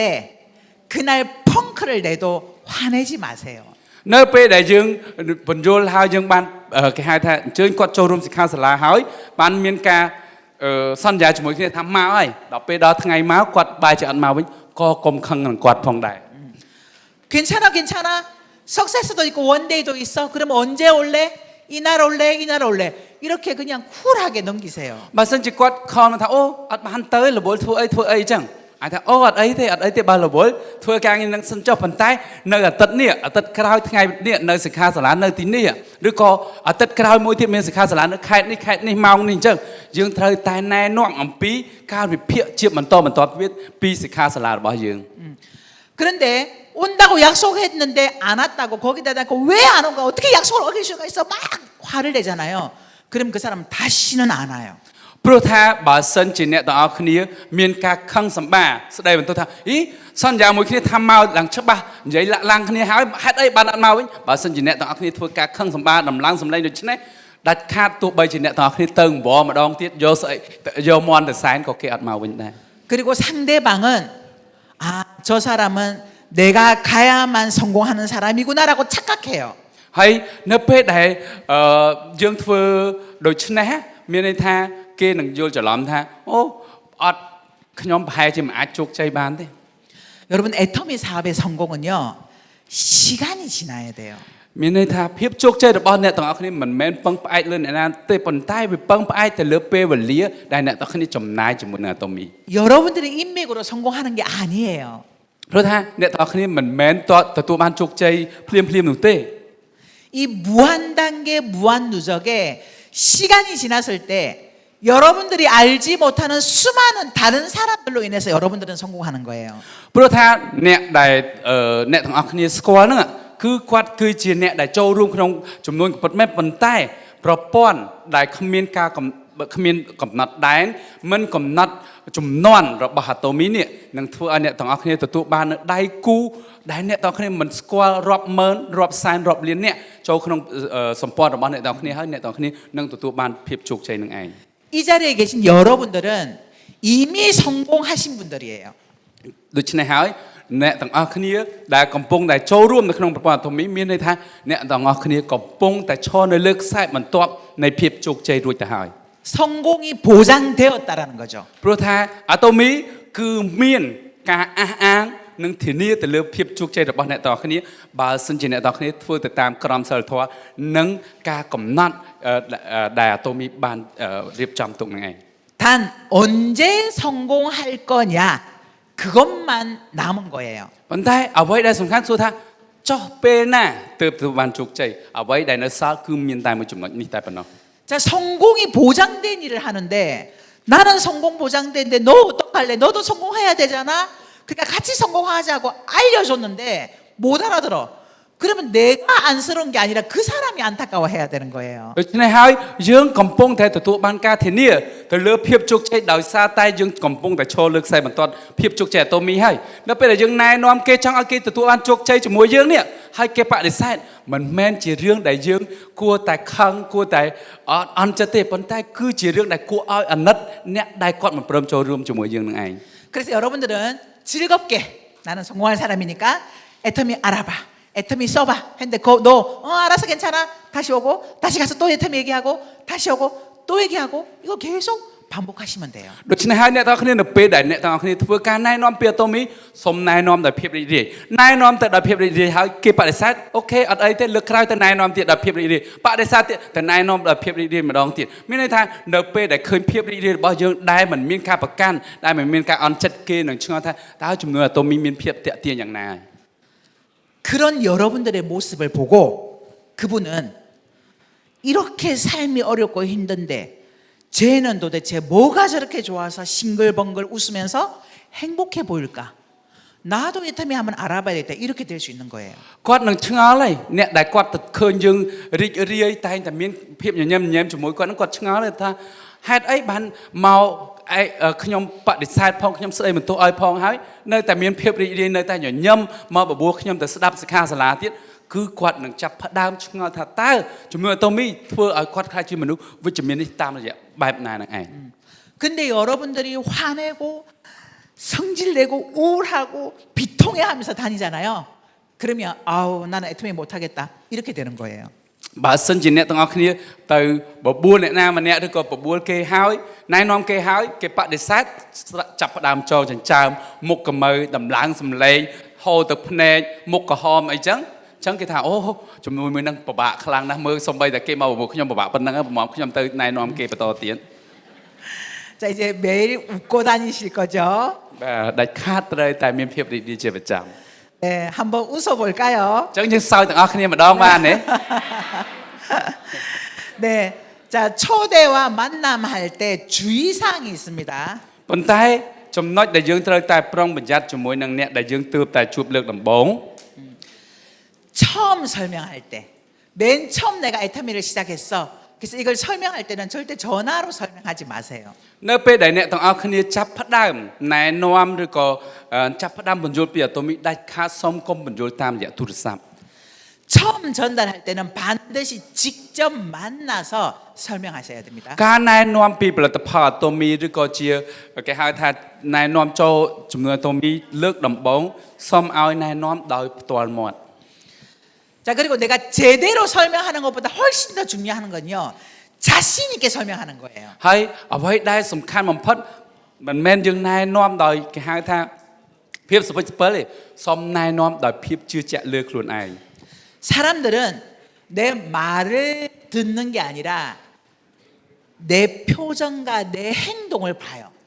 ភាកច្រើននៅក្នុងការស្ដាប់អ្នកណាម្នាក់និយាយគេមិនមែនស្ដាប់តាមរយៈពាក្យសម្ដីនោះទេ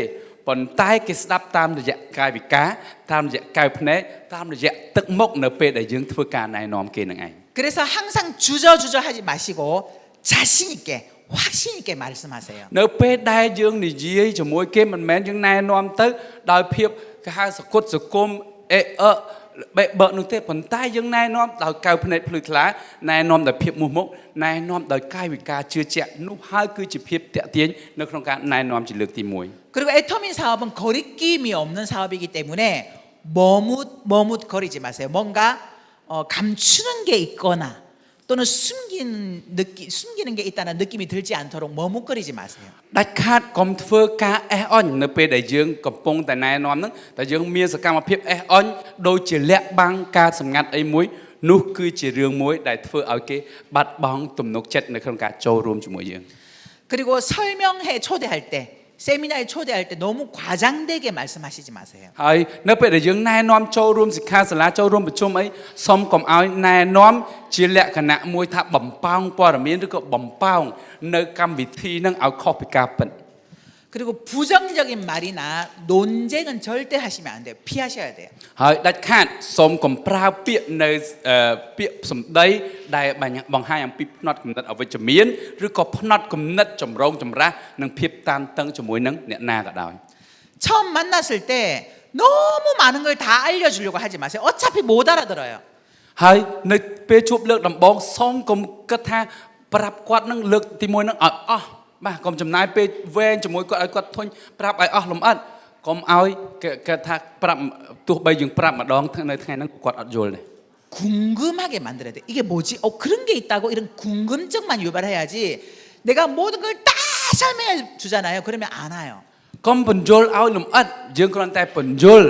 ជាគោលទៅធ្វើឲ្យពួកគាត់ហ្នឹងចាប់ផ្ដើមឆ្ងល់អំពីថាតើអ្វីដែលគេនិយាយហ្នឹងគឺជាអីគេតើវាមានអត្ថន័យយ៉ាងម៉េចត្រូវតែបង្កើតនៅចម្ងល់សម្រាប់អ្វីដែលយើងកំពុងបញ្យល់ទៅគេ 그리고 호일러의 법칙을 통해서 스폰서와의 만남을 초대하는 것도 좋아요. ហើយអ្វីដែលរឹតតែសំខាន់នោះគឺយើងត្រូវតែធ្វើជាមួយនឹងគេហៅថាការណាត់ជួបជាមួយនឹង sponsor យើងធ្វើទៅតាមច្បាប់ហុយដែលយើងរៀនជាមួយនឹងគីមRoyal Master Kim Mum Suka ពីខែកន្លងទៅគឺយើងត្រូវតែទៅជួបជាមួយនឹង sponsor. 자, 이 호일러의 법칙은 제3자를 통해서 정확하게 정보가 전달될 수 있도록 만들어 주는 거예요. មានន័យថាច្បាប់ហុយនេះគឺចង់បង្ហាញថាបើសិនជាអ្នកដែលយើងស្គាល់ភាគច្រើនគេអត់ស្ដាប់សម្ដីយើងទេប៉ុន្តែបើយកគេហៅថាភាគីទី3ទៅបញ្យល់ពួកគាត់អាចនឹងយកចិត្តទុកដាក់ស្ដាប់ជាងការដែលយើងបញ្យល់ដោយផ្ទាល់ 자, 보통은 내 인맥을 내가 직접 설명하면 아니 어제까지 같이 밥 먹고 차 마시고 하던 친구 엄마였는데 느닷없이 사업한다고 와서 사업 설명을 하면 제대로 된 정보로 듣지 않아요. 그래서 제3자를 데리고 가서 대신 설명하도록 만들어 주는 거예요. បាទមានន័យថាជាទូទៅសញ្ជាតិជាមនុស្សគេហៅថាផ្នែកមនុស្សយើងអ្នកណាក៏ដូចគ្នាដែរបើសិនជាយើងរាប់អានគ្នាយើងស្គាល់គ្នាធ្លាប់ញ៉ាំបាយជាមួយគ្នាស្រាប់ទៅដល់យើងថាម្សិលវិញញ៉ាំបាយគ្នាជាស្ត្រីមេផ្ទះអ្នកនៅធ្វើបាយឲ្យប្តីដូចគ្នាសោះដល់ពេលស្អែកឡើងទៅបញ្យល់អំពីជំនួយដល់គេអត់ជឿយើងទេអញ្ចឹងតើតែយើងយកអ្នកផ្សេង sponsor របស់យើងហ្នឹងយកទៅបញ្យល់នៅពេលនោះហើយទើបគេអាចនឹងយកចិត្តទុកដាក់ស្ដាប់និងងាយទទួលបាននៅគេហៅថាការយល់ច្រើនជាជាងការដែលយើងបញ្យល់ដោយផ្ទាល់មក 자, 이걸 우리는 후원한다 또는 후원받는다라고 표현을 하죠. នៅក្នុងជំនួយអតូមីយើងនិយាយថាគឺជាការផ្ដល់ជំនួយឬការទទួលជំនួយពី sponsor. 자, 여기서 A는 상담자, 즉 스폰서예요. A. បាទ A គឺយើងនិយាយអំពី sponsor ដែលនៅពីលើយើង B는 나예요. 브릿지 역할, 다리 역할을 하는 거죠. B គឺជាយើងសម័យជនផ្ទាល់គឺជាខ្លួនយើងផ្ទាល់ 자, C는 내 고객이에요. 내 사람의 내 인맥이에요. ហើយ C គឺជាអតិថិជនគឺជាមិត្តភ័ក្តិគឺជាអ្នកដែលយើងស្គាល់ចង់ណែនាំគេនឹងឯង 자, 이때 B, 즉 나의 역할이 굉장히 중요합니다. នៅពេលនោះហើយគឺកសកម្មភាពរបស់ B សកម្មភាពរបស់ខ្លួនយើងនេះគឺសំខាន់ជាងគេ 내가 뭘 해야 되냐 하면요. A, 즉 스폰서에게 C에 대한 정보를 제공해야 합니다. ទី1យើងត្រូវតែផ្ដល់ព័ត៌មានពាក់ព័ន្ធជាមួយនឹងគេហៅថាព័ត៌មានឬក៏ប្រវត្តិរូបសង្ខេបឬក៏គេហៅថាព័ត៌មានផ្សេងពាក់ព័ន្ធជាមួយនឹងអតិថិជនរបស់យើងហ្នឹងទៅដល់ sponsor 오늘 만나는 이 친구는 애터미 제품을 써봤고요. 회원가입은 안 됐고요. 나이는 몇 살이고요. 직업은 어떻고요. 돈은 어느 정도 갖고 있고요. 꿈이고 이런 정보. 이 사람에 대한 정보를 스폰서에게 제공하셔야 해요. អញ្ចឹងព័ត៌មានហ្នឹងគឺមិនបាច់ថាលម្អិតទេគឺព័ត៌មានគោលថាគាត់គឺជាស្ត្រីឬក៏បុរសគាត់ធ្លាប់ប្រើប្រាស់ផលិតផលហើយតើជាផលិតផលអីគេហើយគាត់មានមុខសប្តាហ៍ថ្ងៃគាត់មានមុខរបរអីគេដែរហើយគាត់មានបន្ទុកគ្រួសារយ៉ាងម៉េចហើយតើ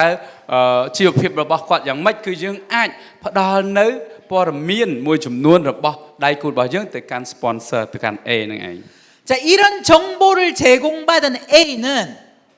이 사람에게는 어떤 말을 해줘야 될지를 사전에 미리 준비하는 거예요. 생각하는 거예요. ព្រោះថានៅពេលដែល A ជា sponsor ហ្នឹងគាត់ដឹងអំពីព័ត៌មានខ្លះពាក់ព័ន្ធជាមួយនឹងអតិថិជនដែលជា C ហ្នឹងគឺគាត់នឹងត្រៀមនៅ scenario ត្រៀមនៅពាក្យពេចន៍ថាតើ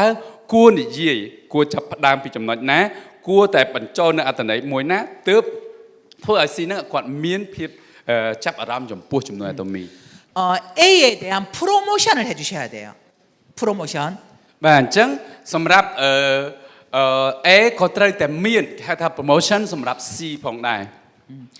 오늘 만나는 우리 스폰서는 애터미에서 정말 잘 나가는 사람이야. 애터미에서 최고야. 내가 존경하는 사람이야. 내가 좋아하는 사람이야. 뭐 이렇게 이 스폰서에 대해서 띄워주는 프로모션을 해주셔야 돼요. បាទអញ្ចឹងមានន័យថាយើងត្រូវតែប្រម៉ូទ sponsor ដែលត្រូវទៅជួប C ហ្នឹងឲ្យ C ដឹងថាឥឡូវយើងជា B យើងប្រាប់អតិថិជនយើង C ហ្នឹងថាអូ sponsor A ហ្នឹងគាត់គឺជាអ្នកមានតំណែងប៉ុណ្ណេះគាត់មានចំណូលប៉ុណ្ណេះគាត់ប៉ាកែណាស់គាត់ស្អាតណាស់គាត់ក្មេងជាងវ័យគាត់អីចឹងទៅដើម្បីឲ្យអ្នកជាអតិថិជនហ្នឹងគាត់មានចំណាប់អារម្មណ៍បន្ថែមទៅលើ sponsor ដែលនឹងទៅជួបនឹងឯង ប៉ុន្តែអ្នកខ្លះគឺគាត់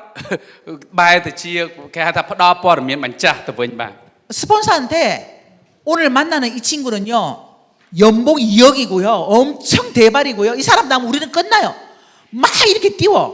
그러면 그 스폰서가 그 사람을 어떻게 만나겠어요? បាទអញ្ចឹងគឺគាត់ធ្វើអញ្ចឹងគាត់បែរទៅជាទៅប្រាប់ sponsor ថា sponsor អ្នកដែលជាអតិថិជនខ្ញុំហ្នឹងចំណូលគាត់មួយខែជាង$10,000ហើយគាត់ជាឯកឧត្តមហើយគាត់ជាអង្គញាគាត់មានគេហៅថាសម្ព័ន្ធគោរពក្រុមហ៊ុនរបស់គាត់ធំខ្លាំងមែនតើសួរថា sponsor ពេលឮអញ្ចឹងហើយគាត់មានអារម្មណ៍យ៉ាងម៉េចគាត់មិនខ្លាច 자, 그리고 세 사람이 만났을 때 A가 C에게 메시지를 전달할 때 B는요, 같이 앉아서 경청해야 돼요. បាទនៅពេលដែល A និង C មានថា sponsor កំពុងតែណែនាំអាតូមីទៅអតិថិជនរបស់យើងនេះតើយើងគួរធ្វើយ៉ាងម៉េចយើងមិនមែនទៅអង្គុយចុចទូរស័ព្ទទេតែយើងត្រូវតែទៅស្ដាប់យ៉ាងអង្គុយងក់ក្បាលរបៀបថាយើងត្រូវតែមានកាយវិការមួយថាយើងកំពុងតែយកចិត្តទុកស្ដាប់នៅសន្ទនារបស់ពួកគាត់ទាំងពីរនឹងឯង 내 스폰서가 내 친구에게 어떤 말을 하는지, 무슨 이야기를 하는지를 잘 듣고 배우셔야 돼요. យើងត្រូវតែស្ដាប់ថាតើគាត់ទាំងពីរកំពុងសន្ទនាយ៉ាងណាហើយការសន្ទនារបស់គាត់ហ្នឹងមានឥទ្ធិពលអីខ្លះយើងត្រូវតែរៀនអំពីការសន្ទនារបស់គាត់ទាំងពីរផងដែរ 그리고 어떤 타이밍에서 내 친구가 반응을 하는지 이것도 잘 관찰하셔야 돼요. ហើយត្រូវតែតាមដានមើលថានៅពេលដែល sponsor របស់យើងហ្នឹងនិយាយដល់ចំណុចណាធ្វើឲ្យអ្នកដែលជាអតិថិជនរបស់យើងហ្នឹងគាត់មានការចាប់អារម្មណ៍ 그리고 중간에 절대로 끼어들면 안 돼요. ដាច់ខាតកុំលូកមាត់នៅពាក់កណ្ដាលដែលគេកំពុងតែសន្ទនាគ្នា 설사 내 스폰서가 틀리게 말한다 하더라도 중간에 끼어들어서 아 그게 아니고요라고 얘기하면서 자기가 설명하는 그런 실수를 범하면 안 돼요. ទោះបីជា sponsor យើងគាត់អាចប្រើប្រាស់ពាក្យខុសឬក៏អាចបញ្យល់ខុសនៅចំណុចណាមួយក៏ដោយដាច់ខាតកុំថាអើមិនមែនអញ្ចឹងទេវាចេះវិញទេសុំកុំចេះជាង sponsor ព្រោះយើងជាអ្នកអញ្ជើញ sponsor ទៅបាទ 근데 어떤 분은 후원해달라고 해놓고는 스폰서가 한마디 하면 자기는 10마디를 해. 그럼 뭐하러 스폰서를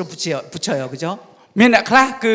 គាត់គ្រាន់តែយក sponsor ទៅដើម្បីឲ្យគេមកជួបឯដល់ពេល sponsor ទៅដល់ sponsor ទៅតែបាននិយាយមួយម៉ាត់គាត់លេង10ម៉ាត់20ម៉ាត់ទៅបាត់ហើយ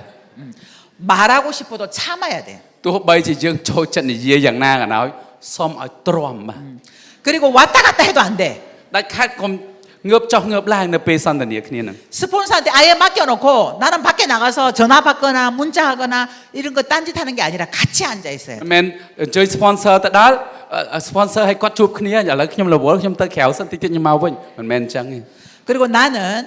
스폰서가 내 고객에게 모든 말을 다 끝난 다음에 마무리 멘트를 하시면 돼요. បាទអញ្ចឹងសួរថាតើយើងគួរនិយាយពេលណានៅពេលដែលពីរអ្នកគាត់សន្ទនាចប់ហើយយើងត្រូវតែជាអ្នកធ្វើសេចក្តីបញ្ចប់នៅក្នុងការជំនួបមួយនោះផងដែរ 친구야, 나랑 같이 애터미 하자. 내가 너를 도울게. 우리 끝까지 한번 가보자. 이렇게 마무리 멘트. យើងអាចថាអូខេបើសិនជាឯងសម្រាប់គិតថាល្អហើយយើងចាប់ផ្ដើមជាមួយគ្នាខ្ញុំព្យាយាមថានឹងធ្វើឲ្យនឹងចាប់ដៃឯងរហូតដល់បានជោគជ័យទាំងអស់គ្នា 그리고 스폰서를 보내고 조금 더 시간을 보낸다거나 아니면 다음번에 만날 약속을 해서 후속 관리를 하시면 되죠. ហើយយើងអាចអញ្ជើញឲ្យ sponsor គាត់អញ្ជើញទៅមុនយើងអាចនៅជួបគាត់និយាយជាមួយគាត់តិចដើម្បីធ្វើការតាមដានចំណាប់អារម្មណ៍ឬក៏យើងអាចណាត់គាត់ថានៅជួបគ្នាតែពីរនាក់នៅថ្ងៃក្រោយនៅកន្លែងណាដើម្បីធ្វើការតាមដានចំណាប់អារម្មណ៍របស់គាត់ 이 호일러의 법칙을 활용하면 굉장히 성공도가 높아요. បាទបើសិនជាអ្នកទាំងអស់គ្នាប្រើប្រាស់នៅច្បាប់ Hoyle នេះអ្នកទាំងអស់គ្នានឹងអាចទទួលបានគេហៅថាដៃគូដែលចូលរួមក្នុងការធ្វើជំនួយនឹងគឺអត្រាខ្ពស់មែនទែន 이미 스폰서가 충분히 설명했는데 내가 또 스폰서 가고 나면 덧붙여서 또 스폰서가 했던 얘기를 또 반복해서 하는 그런 것도 하지 마세요. ហើយដាច់ខាតអ្វីដែល sponsor បានសន្ទនាជាមួយគាត់ហើយ កុំយកមកបកស្រាយយកមក repeat យកមកគេហៅថាធ្វើការសន្ទនាសាដើមដាច់ខាតកុំនិយាយធ្វើដូច្នោះឲ្យសោះ 그래서 내가 충분히 배워야 그 다음에 내가 이제 A의 자격으로 내 파트너가 나왔을 때 내 인맥이 아닌 내 파트너의 인맥으로 내가 그 A의 역할을 할 수가 있는 거예요. តើតែយើងព្យាយាមនៅក្នុងការប្រើច្បាប់មួយនេះហើយយើងចូលរួមក្នុងការស្ដាប់ការសន្ទនារបស់ sponsor ជាមួយនឹង C ហើយយើងនឹងអាចធ្វើជាគេហៅថា A ម្ដងនៅថ្ងៃណាមួយដែលដៃគូរបស់យើងជើយើងទៅជួបអតិថិជនរបស់គាត់ហ្នឹងឯង 자, 다섯 번째는 사업 설명이에요. ទី5គឺការដែលគេហៅថាពន្យល់អំពីផែនការទីផ្សារ STP បាទ 사업을 확장하기 위해서는 반드시 사업 설명을 하거나 아니면 듣게 만들어야 돼요. ការពន្យល់អាជីវកម្មឬ STP ហ្នឹងដាច់ខាតគឺសំខាន់មែនទែនសម្រាប់ការពង្រីកនៅគេហៅថាអាជីវកម្មនៅក្នុងរចនាសម្ព័ន្ធរបស់អ្នកទាំងអស់គ្នា 제품을 전달하는 것만으로는 여러분들의 사업이 확장되지 않아요. បើសិនជាយើងគ្រាន់តែណែនាំតែផលិតផលនោះគឺយើងមិនអាចទទួលបានភាពគេហៅថារីកចម្រើនលឿននៅក្នុងការធ្វើអាជីវកម្មមួយនេះឡើយ 홀레의 법칙을 활용해서 스폰서를 통해서 사업 설명을 듣게 하거나 아니면 센터에 데리고 와서 사업 설명을 듣게 하거나 아니면 내가 직접 사업 설명을 하거나 꼭 사업 설명을 해야 해요. ដាច់ខាតការពន្យល់អំពីអាជីវកម្មនេះត្រូវតែកើតឡើងតាមរយៈការប្រើប្រាស់នៅច្បាប់ហួយលើអំបញ្ញមិញឬក៏ការអញ្ជើញគាត់ចូលរួមនៅក្នុងការសិក្ខាសាលារបស់ Atomy ឬការចូលរួមក្នុងប្រព័ន្ធប្រជុំណាមួយរបស់ Atomy ផងដែរ 자, 초보자가 하는 사업 설명 어떻게 하면 좋을지에 대해서 제가 좀 팁을 드릴게요. បាទអញ្ចឹងខ្ញុំនឹងផ្ដល់គន្លឹះបន្ថែមពាក់ព័ន្ធជាមួយថាតើយើងគួរបញ្ចូលអាជីវកម្មបែបណាទៅកាន់អ្នកដែលទើបតែចាប់ផ្ដើមចំនួនមួយនេះដំបូង 사업 설명을 잘하는 방법은요. 사업 설명을 많이 듣고 많이 해보는 거예요. បាទមានន័យថាបើសិនជាអ្នកទាំងអស់គ្នាចង់គេហៅថាពូកែនៅក្នុងការណែនាំអំពីការពន្យល់អាជីវកម្មសូមឲ្យអ្នកទាំងអស់គ្នាស្ដាប់ការពន្យល់អាជីវកម្មឲ្យបានច្រើនហើយធ្វើការសន្ទនាជាមួយ sponsor ឬក៏អ្នកណាម្នាក់អំពីអាជីវកម្មនោះឲ្យបានច្រើនផងដែរ 반복적으로 하는 연습이 전문가를 만들어요. អ្នកទាំងអស់គ្នាត្រូវដឹងថាការធ្វើរឿងដដែលនឹងបង្កើតឲ្យយើងខ្លាចជាអ្នកជំនួញនៅក្នុងជំនាញនៅក្នុងឯកទេសណាមួយនឹងឯង 여러분들이 많이 들어야 그래야 내 머릿속에 들어간 것이 어느 날 내 입으로 나오는 거예요. តើតែយើងស្ដាប់ឲ្យបានច្រើនទើបអ្វីដែលយើងស្ដាប់ហ្នឹងវាជាប់ដាក់នៅក្នុងខួរក្បាលរបស់យើងហើយអ្វីដែលដាក់នៅក្នុងខួរក្បាលរបស់យើងហ្នឹងវានឹងចេញមកតាមមាត់របស់យើងដោយស្វ័យប្រវត្តិផងដែរ 그래서 사업 설명 하루에 한 번 이상은 연습을 한번 해보세요. ដូច្នេះហើយខ្ញុំចង់លើកទឹកចិត្តឲ្យអ្នកទាំងអស់គ្នាបង្កើតទម្លាប់ពន្យល់អាជីវកម្មមួយថ្ងៃឲ្យបានយ៉ាងហោចណាស់ម្ដងផងដែរ 자, 사업 설명을 하는 요령은 첫 번째, 내가 애터미를 만난 계기, 나의 전직 또는 현재 직업 이 부분을 얘기를 하는 거예요. បាទចំណុចទី1នៅក្នុងការពន្យល់នៅអាជីវកម្មរបស់ Atomy គឺយើងបង្ហាញអំពីជីវប្រវត្តិរបស់យើងមុននឹងជួប Atomy ហេតុអ្វីបានជាយើងស្គាល់ Atomy មូលហេតុដែលយើងចាប់ផ្ដើម Atomy នឹងឯង 이 말을 하는 이유는 나의 전직의 화려함을 자랑하기 위한 게 아니고요. ហើយការដែលយើងបង្ហាញអំពីគេហៅថាជីវប្រវត្តិមុននឹងជួប Atomy ហ្នឹងមិនមែនបង្ហាញអំពីភាពឆាតឆាយភាពរីករាយដែលយើងមុននឹងយើងស្គាល់ Atomy ទេ 내가 해왔던 일이 나의 미래를 대비하는 데는 소용이 없더라. 그러니까 어려움이 있더라. 대안이 아니더라라는 걸 말하기 위해서 내 គឺការបង្ហាញអំពីគេហៅថាការងារឬក៏សកម្មភាពដែលយើងមុននឹងស្គាល់ Atomy ហ្នឹងគឺចង់ឲ្យដឹងថាការងារឬក៏បទពិសោធន៍ដែលយើងធ្លាប់ជួបកន្លងមកមុននឹងជួប Atomy ហ្នឹង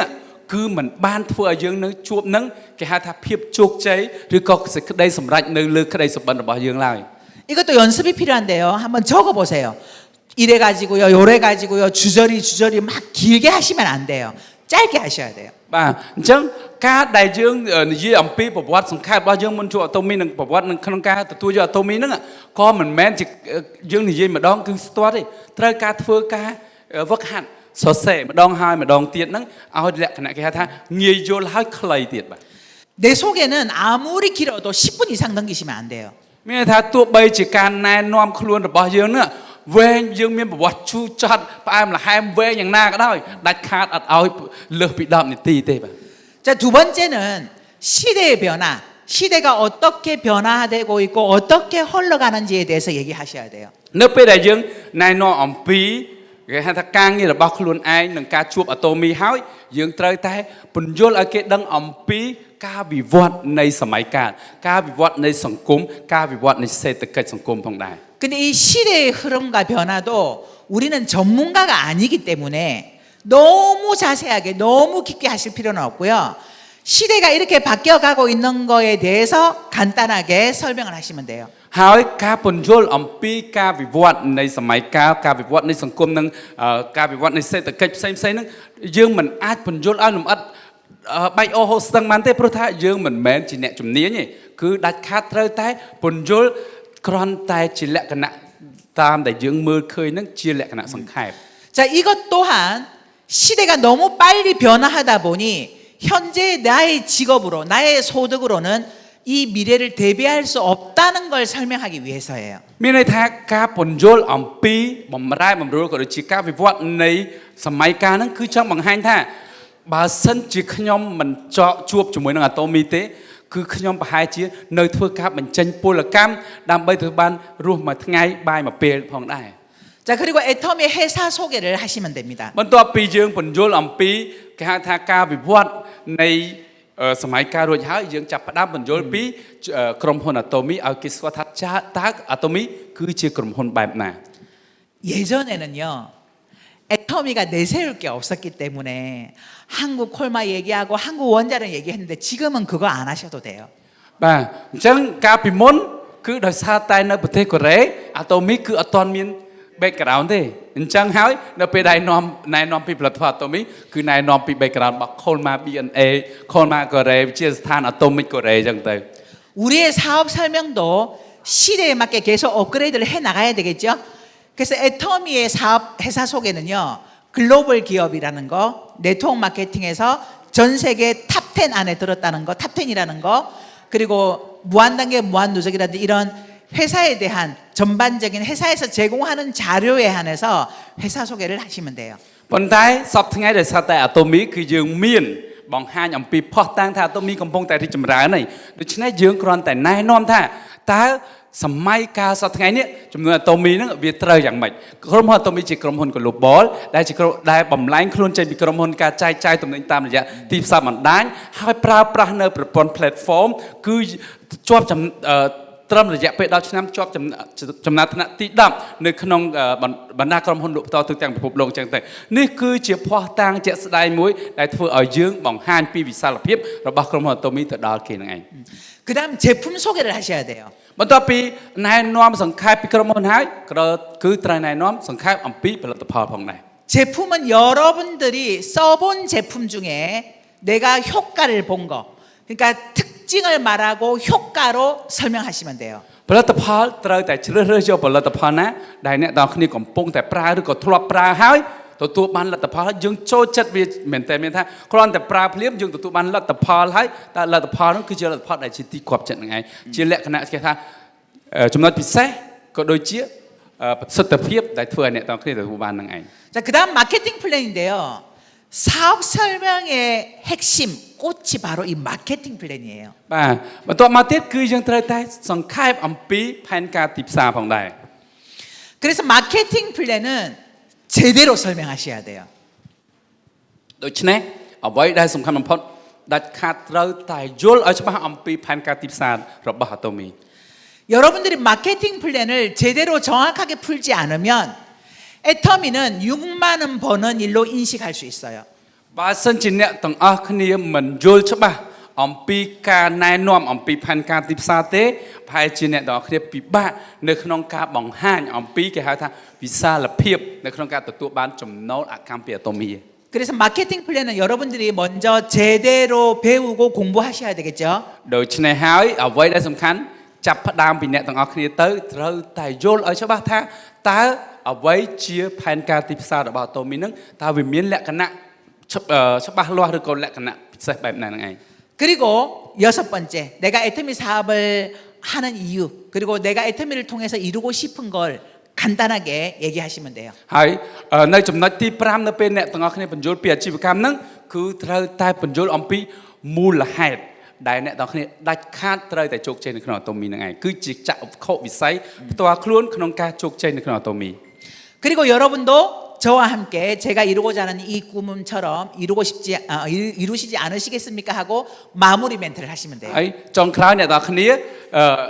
ចុងក្រោយយើងត្រូវតែបង្ហាញអំពីចំណាប់អារម្មណ៍ថាខ្ញុំសង្ឃឹមថាឬក៏ខ្ញុំចង់ឲ្យអ្នកទាំងអស់គ្នាមានក្តីសុបិនហើយអាចទទួលបានភាពជោគជ័យនៅក្នុងជីវិតឬក៏សម្រេចក្តីសុបិនក្នុងជីវិតតាមរយៈអាតូមីជាមួយនឹងខ្ញុំផងដែរ 자, 마케팅 플랜은 여러분들이 사업자기 때문에 다 아실 거라고 생각하고 일단 넘어가겠습니다. ខ្ញុំគិតថាផែនការទីផ្សារអ្នកទាំងអស់គ្នានឹងអាចសិក្សាលម្អិតបន្ថែមដល់ខ្លួនឯងឲ្យយល់ច្បាស់បន្ថែមទៀតខ្ញុំសូមទៅទំព័របន្ទាប់ 자, 6번째 후속 조치예요. ទី6គឺជាការតាមដាន 자, 이 후속 조치가 진짜 중요해요. ការតាមដាននេះគឺជារឿងសំខាន់មែនតើគឺការតាមដាននេះគឺយើងចង់ដឹងអំពីស្ថានភាពបន្ទាប់ពីគាត់ទទួលយកអាតូមីមិនថាជាផលិតផលឬការចូលរួមជាអ្នកធ្វើចំនួនឡើយ 시작은 내가 했는데 정보는 내가 주었는데 후속 조치를 안 해서 다른 사람에게 빼앗기는 경우가 굉장히 많아요. ដាច់ខាតយើងបានចំណាយពេលវេលាដើម្បីណែនាំផលិតផលណែនាំអំពីអាតូមីទៅដល់គាត់ហើយប៉ុន្តែយើងអត់ធ្វើការតាមដានគេថាតាមដានជាប្រចាំធ្វើឲ្យអ្នកផ្សេងទៀតគេឆ្លៀតឱកាសដណ្ដើមដៃគូយើងអ្នកដែលយើងខំសន្សំនឹងយកទៅ 내가 제품을 전달했다면 다시 만나거나 전화로 제품을 제대로 사용하고 있는지 확인하고 반드시 제품을 제대로 쓸 수 있도록 여러분들이 후속 관리를 통해서 안내해 주셔야 돼요. ដាច់ខាតនៅពេលដែលយើងណែនាំទោះបីជាផលិតផលមួយមុខក៏ដោយណែនាំហើយអ្នកទាំងគ្នាត្រូវតែធ្វើការជួបម្ដងទៀតឬក៏ធ្វើការ call ទៅជម្រាបសួរគាត់ថាតើគាត់បានប្រើប្រាស់ផលិតផលនោះហើយឬនៅហើយការប្រើប្រាស់របស់គាត់ហ្នឹងវាត្រឹមត្រូវតាមវិធីអត់ហើយការប្រើប្រាស់ហ្នឹងទទួលបានលទ្ធផលអីដែរឬទេឬក៏មានបញ្ហាអីដែរឬអត់ហ្នឹងឯង 여러분들의 그런 후속 조치를 통해서 제품을 제대로 쓴 사람이 사업자가 될 확률이 굉장히 높습니다. ព្រោះថាអ្នកដែលប្រើប្រាស់ផលិតផលហើយអ្នកទាំងអស់គ្នាធ្វើការតាមដានជាប្រចាំដល់ឲ្យបានត្រឹមត្រូវនោះអ្នកទាំងនោះនឹងក្លាយទៅជាអ្នកដែលពេញចិត្តនៅក្នុងការប្រើប្រាស់ផលិតផលហើយឈានក្លាយទៅជាអ្នកដែលធ្វើជំនួញអាតូមីជាមួយអ្នកទាំងអស់គ្នាក៏ថាបាន 후속 관리를 통해서 상대방이 갖고 있는 궁금증을 빨리 해결해 줄 수 있어야 돼요. ព្រោះថាការដែលតាមដានជាប្រចាំរបស់អ្នកទាំងអស់គ្នាជាមួយនឹងអតិថិជនដែលគាត់បានទទួលអាតូមីទៅមិនថាជាផលិតផលឬក៏ជាការចូលរួមទេវានឹងធ្វើឲ្យអ្នកទាំងនោះនឹងមានចម្ងល់ហើយអ្នកទាំងអស់គ្នានឹងអាចដោះស្រាយចម្ងល់នឹងបញ្ហាផ្សេងៗដែលកើតមានជាក់ស្ដែងចំពោះអ្នកដែលជាអតិថិជនរបស់អ្នកទាំងអស់គ្នា 만일에 여러분들이 잘 모르는 부분이 있다면 솔직하게 인정하셔야 돼요. 내가 이 부분은 잘 모르겠으니 내 스폰서에게 물어보고 말해주겠다라든지 아니면 스폰서를 모시고 오겠다든지 이렇게 얘기하시는 게 훨씬 좋습니다. ហើយអ្វីដែលសំខាន់នៅពេលដែលគេសួរអំពីផលិតផលក៏ដោយអ្វីក៏ដោយប៉ុន្តែយើងអត់ច្បាស់ទេប៉ុន្តែសូមកុំសម្ដែងថាយើងដឹងបាទបើសិនជាយើងចេះស្ទើយើងប្រាប់ថាអូនៅចំណុចហ្នឹងដូចអត់ច្បាស់ដែរចាំមើលខ្ញុំសួរទៅ sponsor ខ្ញុំឲ្យច្បាស់សិនហើយខ្ញុំនឹងជម្រាបឬក៏អញ្ជើញ sponsor ឲ្យទៅបញ្យល់ឲ្យបានច្បាស់ពីចំណុចមួយនេះសូមកុំតាំងខ្លួនថាយើងចេះបើសិនជាយើងមិនចេះបាទ 사업 설명을 들은 사람도 후속 조치를 해야 하고요. បាទអ្នកដែលស្ដាប់ផែនការទីផ្សារក៏យើងត្រូវការធ្វើតាមដានជាមួយគាត់ 저 사업할게요 하고 결단한 사업자도 여러분들이 후속 조치 하셔야 돼요. 여러분들의 파트너 말이죠. បើសិនជាគេថាអូខេខ្ញុំចង់ចូលរួមក្នុងការធ្វើចំនួនមួយនេះដែរអ្នកទាំងអស់គ្នាត្រូវតែមានការតាមដានជាមួយគាត់ជាប្រចាំផងដែរ 후속 조치만 잘해도 이 사업의 속도를 낼 수 있어요. មានថាឲ្យតែយើងមានការតាមដានជាមួយនឹងអ្នកដែលចូលរួមឬក៏អ្នកប្រើប្រាស់ជាប្រចាំលបឿននៃការធ្វើចំនួនរបស់អ្នកទាំងអស់គ្នានឹងលឿនជាងមុន 한 번 들었으니까 다 알 거야라고 생각하는 건 금물입니다. ដាច់ខាត 반복해서 얘기해 줘야 돼요. ដាច់ខាតកុំត្រូវតែដាច់ខាតកុំគិតថាគ្រាន់តែស្ដាប់ម្ដងមនុស្សគ្រប់គ្នាអាចយល់ទាំងអស់ដាច់ខាតត្រូវតែពន្យល់ម្ដងហើយម្ដងទៀតដែរហើយជំរាបគាត់ថាការដែលស្ដាប់ម្ដងគឺមិនអាចយល់បានគ្រប់ 100% នោះទេ 자, 7번째 상담이에요. ទី7គឺការប្រឹក្សាយោបល់ 자, 이 상담은 애터미의 사업과 시스템에 대한 상담이지 인생 상담이 아니에요. ការធ្វើការប្រឹក្សាយោបល់មិនមែនប្រឹក្សាយោបល់បែបផ្នែករស់នៅឬក៏បែបជីវិតនោះរស់នៅប្រចាំថ្ងៃទេប៉ុន្តែជាការប្រឹក្សាយោបល់បែបអ្នកធ្វើជំនួញអាតូមី 여러분들은 누군가에게 상담을 받기도 하고 누군가를 상담해 주기도 하죠. បាទអ្នកទាំងអស់គ្នានៅពេលដែលអ្នកទាំងអស់គ្នារស់នៅប្រចាំថ្ងៃយើងតែងតែមានការប្រឹក្សាយោបល់មិនថាអ្នកទាំងអស់គ្នាទៅប្រឹក្សាយោបល់ជាមួយអ្នកណាម្នាក់ឬអ្នកណាម្នាក់មកប្រឹក្សាយោបល់ជាមួយអ្នកទាំងអស់គ្នានោះទេ 여기 있는 모든 분들은 누군가의 파트너이면서 누군가의 스폰서예요. បាទអញ្ចឹងអ្នកទាំងអស់គ្នាដែលមានវត្តមាននៅទីនេះអ្នកទាំងអស់គ្នាអាចជា sponsor របស់អ្នកណាម្នាក់ហើយក៏អ្នកទាំងអស់គ្នាអាចជាដៃគូរបស់បុគ្គលណាម្នាក់ដូចគ្នាផងដែរ 자, 파트너가 상담을 하러 왔을 때 저는 사람이 없어요라고 얘기하시는 분이요. បាទអញ្ចឹងយើងធ្លាប់មានដៃគូខ្លះមកប្រឹក្សាយោបល់មកខ្ញុំអត់មានដៃគូសោះចោះឈ្មោះជាមួយខ្ញុំ 자, 그런 분은 같이 명단 작성을 함께 해야 돼요. យើងកុំបើថាកុំរុញទៅគាត់ឬក៏កុំថាគាត់អញ្ចឹងយើងចាប់ផ្ដើមសរសេរនៅបញ្ជីឈ្មោះជាមួយគាត់នឹងឯងចាប់ផ្ដើមសរសេរបញ្ជីឈ្មោះជាមួយគាត់ 저는 주변에 사람이 없어요라고 얘기하시는 분은요. 거의 명단 작성을 하지 않은 가능성이 커요. អ្នកដែលនិយាយថាខ្ញុំអត់មានដៃគូសោះរកដៃគូអត់បានសោះគឺមូលហេតុតែមួយគត់ដែលគាត់រកដៃគូអត់បានដោយសារតែគាត់មិនបានចាប់ផ្ដើមក្នុងការបង្កើតបញ្ជីឈ្មោះនឹងឯង 그래서 우리 같이 명단 작성 한번 해봅시다라고 하면서 명단을 적고 또 파트너의 인맥을 찾아가서 명단을 또 만들어 주셔야 돼요. គឺយើងត្រូវតែបង្កើតគេហៅថាសកម្មភាពសរសេរនេះគឺថាជីវិតរួមគ្នាជាមួយគាត់ហើយឬក៏យើងអាចទៅជួបគាត់ផ្ទាល់ដើម្បីបង្រៀននៅក្នុងការបង្កើតបញ្ជីឈ្មោះសម្រាប់គាត់ផងដែរ 그리고 등록하는 사람이 없어요 하는 분은요. 그런 분은 사업에 대한 비전을 설명하지 않았기 때문이에요. ហើយបើសិនជាគាត់ថាខ្ញុំអត់មានមនុស្សដែលចោះឈ្មោះទេអញ្ចឹងយើងមិនបាច់បញ្យល់អំពីចក្ខុវិស័យក្នុងការធ្វើអាជីវកម្មមួយនេះដល់គាត់ទេ 그래서 그분은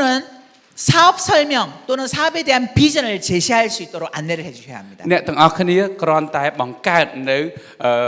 ចក្ខុវិស័យឲ្យគាត់នឹងចេះបង្កើតបញ្យល់ចក្ខុវិស័យរបស់គាត់ជាមួយជំនួយអាតូមីនឹងទៅដល់អ្នកអតីគឺជាការស្រេច 또 매출이 일어나지 않아요라는 분이 있어요. ហើយអ្នកខ្លះគាត់និយាយថាខ្ញុំអត់មានPV កើនឡើងសោះជារៀងរាល់ថ្ងៃ 매출이 일어나지 않아요라고 하시는 분은요. 거의 본인이 애용자가 아니에요. អ្នកដែលអត់មានគេហៅថាការទិញនៅក្នុងក្រុមកើតឡើងហ្នឹងគឺប្រហែលជាខ្លួនគាត់ហ្នឹងមិនមែនជាអ្នកប្រើប្រាស់ផលិតផលទេ 애터미 사업은요. 정보를 전달하는 사업이에요. ព្រោះថាផលិតជំនួយអាតូមីគឺជាជំនួយណែនាំអំពីព័ត៌មាន 내가 제품을 애용하지 않기 때문에 제품에 대한 확신이 없으니까 그게 전달이 안 되는 거예요. ដោយសារតែគាត់អត់បានប្រើប្រាស់ផលិតផលអត់បានប្រើប្រាស់ស្រឡាញ់ផលិតផលអញ្ចឹងនៅពេលដែលគាត់ណែនាំទៅគេគឺគាត់អត់មានភាពក្លាហានក្នុងការណែនាំផលិតផលទៅដល់គេទេ 나부터 먼저 애터미 제품을 직접 써보고 이 제품의 특징을 알고 이 제품의 효과를 내가 먼저 체험하고 난 다음에 내가 소비자를 만들면 매출이 일어나게 되어 있어요. មានថាបើសិនជាខ្លួនគាត់ប្រើប្រាស់ផលិតផលហើយគាត់ជឿជាក់លើផលិតផលថាផលិតផលល្អហើយអញ្ចឹងគាត់មានភាពជឿជាក់ទៅណែនាំគេហើយគេនឹងជឿគាត់នឹងចាប់ផ្ដើមប្រើប្រាស់ផលិតផលនឹងមានការកើត PV ជាប្រចាំហ្នឹងឯង 제품의 효과를 보신 분들은요 절대로 입을 다물지 않아요. ខ្ញុំហ៊ានអះអាងថាអ្នកដែលប្រើប្រាស់ផលិតផលទៅទទួលបានផលគាត់មិនដេមាត់គាត់ទេគឺគាត់នឹងដើរអួតប្រាប់គេអំពីភាពគុណភាពនៃផលិតផលហើយ 내 피부가 별로 좋지 않다라고 생각하시는 분들은 반드시 4종 이브닝 세트, 그러니까 이 딥클렌징으로 1차 세안, 폼 클렌징으로 2차 세안, 각질 제거, 그리고 피로프 마스크팩 이걸 매일매일 쓰면서 우리 애터미 앱솔루트를 쓰고 내 피부부터 바꿔놓으셔야 돼요. បើសិនជាអ្នកទាំងអស់គ្នាគិតថាស្បែករបស់អ្នកទាំងអស់គ្នាដូចអត់មានភាពជឿជាក់ទេសូមចាប់ផ្ដើមប្រើប្រាស់ឈុត4ប្រព័ន្ធអាតូមីជារៀងរាល់ថ្ងៃហើយធ្វើឲ្យស្បែកអ្នកទាំងអស់គ្នាល្អប្រសើរតាមរយៈការប្រើប្រាស់ឈុត Absolute ឬក៏ឈុតណាមួយដែលត្រូវស្បែកអ្នកទាំងអស់គ្នាហើយធ្វើឲ្យស្បែកអ្នកទាំងអស់គ្នាមានការស្អាតឡើងជាប្រចាំនោះហើយគឺអ្នកទាំងអស់គ្នានឹងមានភាពជឿជាក់ទៅលើការណែនាំផលិតផលបន្ត 그래서 나부터 애용 제품을 애용해야만 매출이 일어나게 되어 있어요. ដូច្នេះហើយតតែចាប់ផ្ដើមពីយើងទៅជាអ្នកស្រឡាញ់ផលិតផល ទើបយើងអាចទទួលបានគេហៅថាអតិថិជនដែលប្រើប្រាស់ផលិតផលជាច្រើននៅក្នុងគេហៅថារចនាសម្ព័ន្ធរបស់យើង 그리고 조직이 안 커져요 하시는 분도 있어요. អ្នកខ្លះគាត់ប្រាប់ថាអូរចនាសម្ព័ន្ធរបស់ខ្ញុំក្រុមរបស់ខ្ញុំដូចអត់ធំសោះ 그런 분들을 보면요 시스템에 들어오지 않아요. គឺដោយសារអីដោយសារគាត់អត់ចូលមកក្នុងប្រព័ន្ធទើបធ្វើឲ្យក្រុមរបស់គាត់មិនរីក 내가 먼저 시스템에 참여하고 있는지부터 점검하셔야 돼요. ដូច្នេះហើយសូមឲ្យគាត់ពិនិត្យមើលថាតើខ្លួនគាត់ដែលនិយាយថាក្រុមគាត់អត់រីកហ្នឹងកំពុងតែនៅក្នុងប្រព័ន្ធឬនៅក្រៅប្រព័ន្ធហ្នឹងឯង 특히 이 캄보디아는 회사가 이렇게 센터를 제공하고 여기에서 계속 교육을 하잖아요. 여기에 적극적으로 참여하셔야 돼요. ជាពិសេសនៅកម្ពុជាគឺយើងមានចំណុចពិសេសមួយដោយសារតែក្រុមហ៊ុនបង្កើតនៅមជ្ឈមណ្ឌល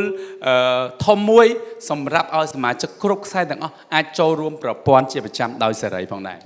또한 내 가슴의 크기를 키우고 늘 미소 짓고 특히 볼펜 잡고 이거 연습하는 거 웃으면서 이 마음의 크기를 키워야 돼요. ហើយយើងត្រូវតែចូលរួមប្រព័ន្ធដែលក្រុមហ៊ុនបានបង្កើតឲ្យចូលរួមដោយសេរីហើយត្រូវតែរៀនបើកចិត្តឲ្យទូលាយត្រូវតែរៀនញញឹមដាក់មនុស្សគ្រប់គ្នាត្រូវតែផ្ដល់ស្នាមញញឹមនិងភាពសប្បាយរីករាយដល់មនុស្សជុំវិញខ្លួន 사업을 하겠다고 나온 파트너를 내가 그냥 발로 뻥 차서 쫓아내는 경우가 많아요. បាទតាមពិតទៅគឺបើសិនជាយើងមើលថាអ្នកដែលគាត់ចេញពីក្រុមមិនមែនដោយសារតែគាត់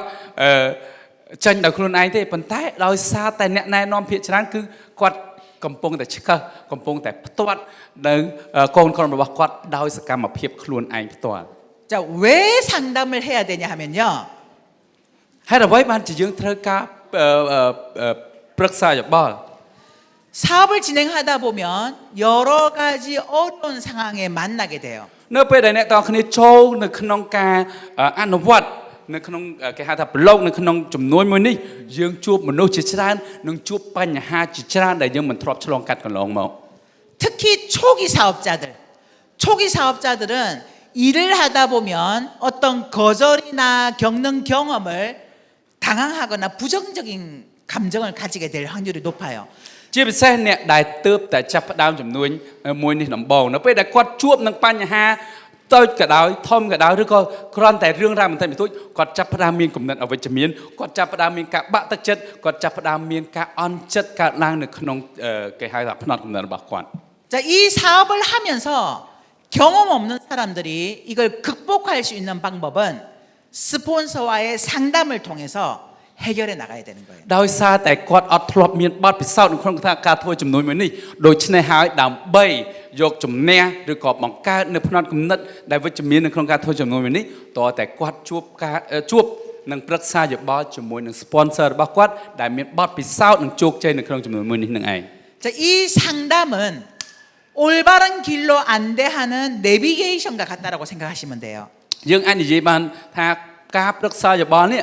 គឺជាផែនគំនូសផែនទីមួយដែលបង្ហាញផ្លូវឲ្យអ្នកដែលទើបតែចាប់ផ្ដើមគាត់ស្គាល់ផ្លូវដើរទៅកាន់គោលដៅដែលគាត់បានកំណត់ 내가 어떤 목적지를 가려고 하는데 내비게이션이 안내하는 대로 가지 않고 다른 길로 가면 계속 내비게이션이 다시 길을 안내하고 해서 마침내 목적지까지 안내해 주잖아요. អ្នកទាំងគ្នាប្រហែលជាធ្លាប់ប្រើប្រាស់ Google Map ទេត្រូវទេនៅពេលដែលអ្នកទាំងគ្នាចុចកំណត់គោលដៅហើយអ្នកទាំងគ្នាដើរជិះទៅខុសផ្លូវគេប្រាប់ថាឲ្យបត់ឆ្វេងឬក៏បកក្រោយវិញឬក៏យ៉ាងម៉េចហ្នឹងមានន័យថាវាដូចជាការដែលយើងប្រឹក្សាយោបល់ជាមួយ sponsor ចឹងនៅពេលដែលយើងកំពុងធ្វើជាមួយមួយនេះយើងដើរខុសផ្លូវយើងប្រឹក្សាយោបល់ទៅគឺគាត់ចាប់ផ្ដើមដឹងអំពីការដើរខុសរបស់យើងឬក៏ចំណុចដែលខុសរបស់យើងគាត់ណែនាំឲ្យយើងដើរទៅកាន់ផ្លូវដែលត្រឹមត្រូវវិញនឹងឯង 그래서 이 상담은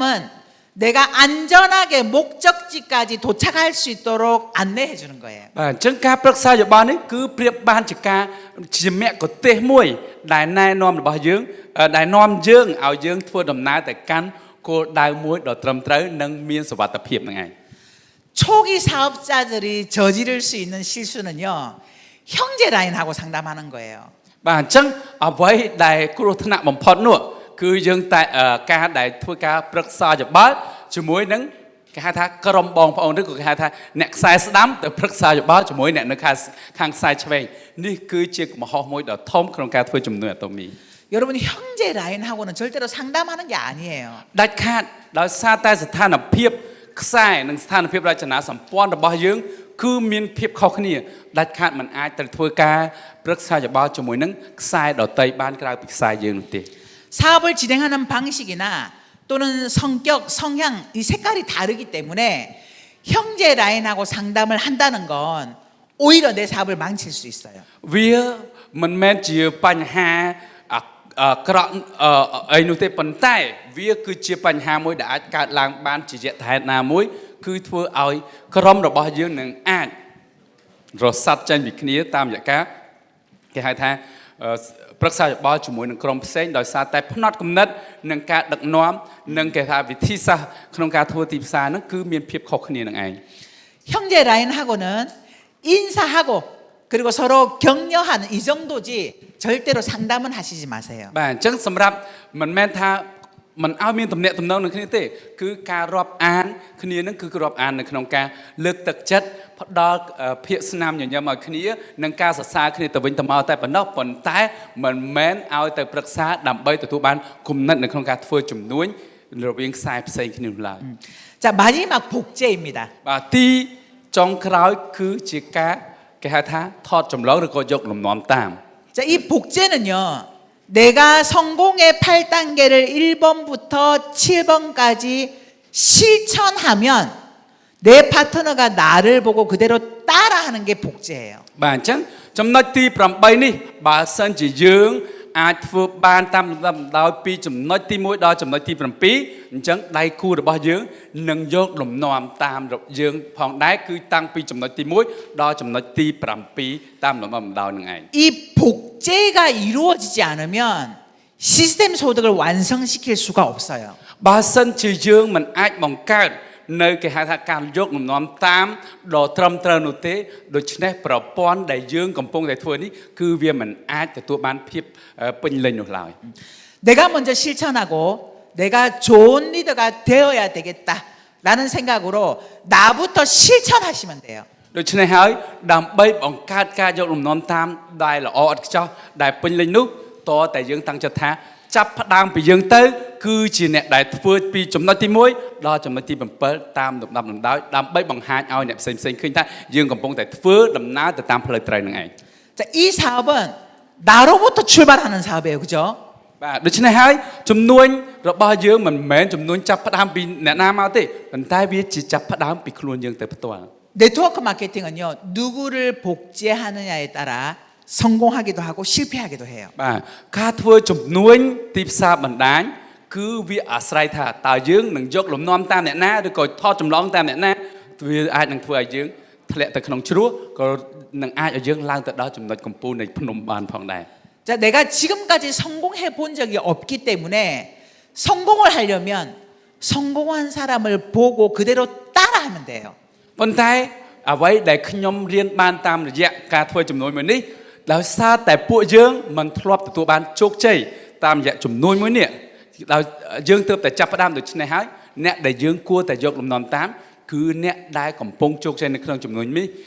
តើគាត់មានសកម្មភាពយ៉ាងម៉េចគឺយើងត្រូវតែធ្វើតាមសកម្មភាពដែលគាត់កំពុងធ្វើនឹងឯង 자, 이런 시스템을 통해서 앞서 성공한 경험이 있는 성공자를 보고 그대로 따라하기만 하셔도 돼요. បាទដូច្នេះនៅពេលដែលយើងឃើញភាពជោគជ័យរបស់អ្នកណាម្នាក់ដែលគាត់កំពុងតែធ្វើត្រឹមត្រូវទៅតាមក្រមសីលធម៌ហើយយើងយកលំនាំតាមហើយយើងធ្វើអនុវត្តតាមគាត់នោះដាច់ខាតអ្នកនរគ្នាក៏អាចឈរនៅលើឆាកជោគជ័យដូចជាពួកគាត់បានផងដែរ 성공 따라하기. 그게 최고의 성공 បាទអញ្ចឹង 비법이에요. ការដែលធ្វើតាមអ្នកជោគជ័យគឺជាយុទ្ធសាស្ត្រដ៏ល្អបំផុតសម្រាប់ភាពជោគជ័យរបស់យើង 네, 여기까지 성공의 8단계 순서대로 បាទនេះគឺជាអ្វីដែលខ្ញុំចង់ជម្រាបអ្នកនរគ្នាថាការធ្វើ8ជំហានឆ្ពោះទៅកាន់ភាពជោគជ័យទៅតាមលំដាប់លំដោយផងដែរ 이 성공의 8단계를 여러분들이 순서대로 진행하시고요. បាទសូមឲ្យអ្នកទាំងអស់គ្នាចាប់ផ្ដើមនៅក្នុងការអនុវត្តតាមលំដាប់លំដោយនៅក្នុងការធ្វើ8ជំហានឆ្ពោះទៅកាន់ភាពជោគជ័យ A과는 다음번에 하도록 បាទសម្រាប់8ចំណុចស្នូលខ្ញុំនឹងជួបអ្នកទាំងអស់គ្នានៅម៉ោងក្រោយទៀតផងដែរ 하겠습니다. សូមអរគុណ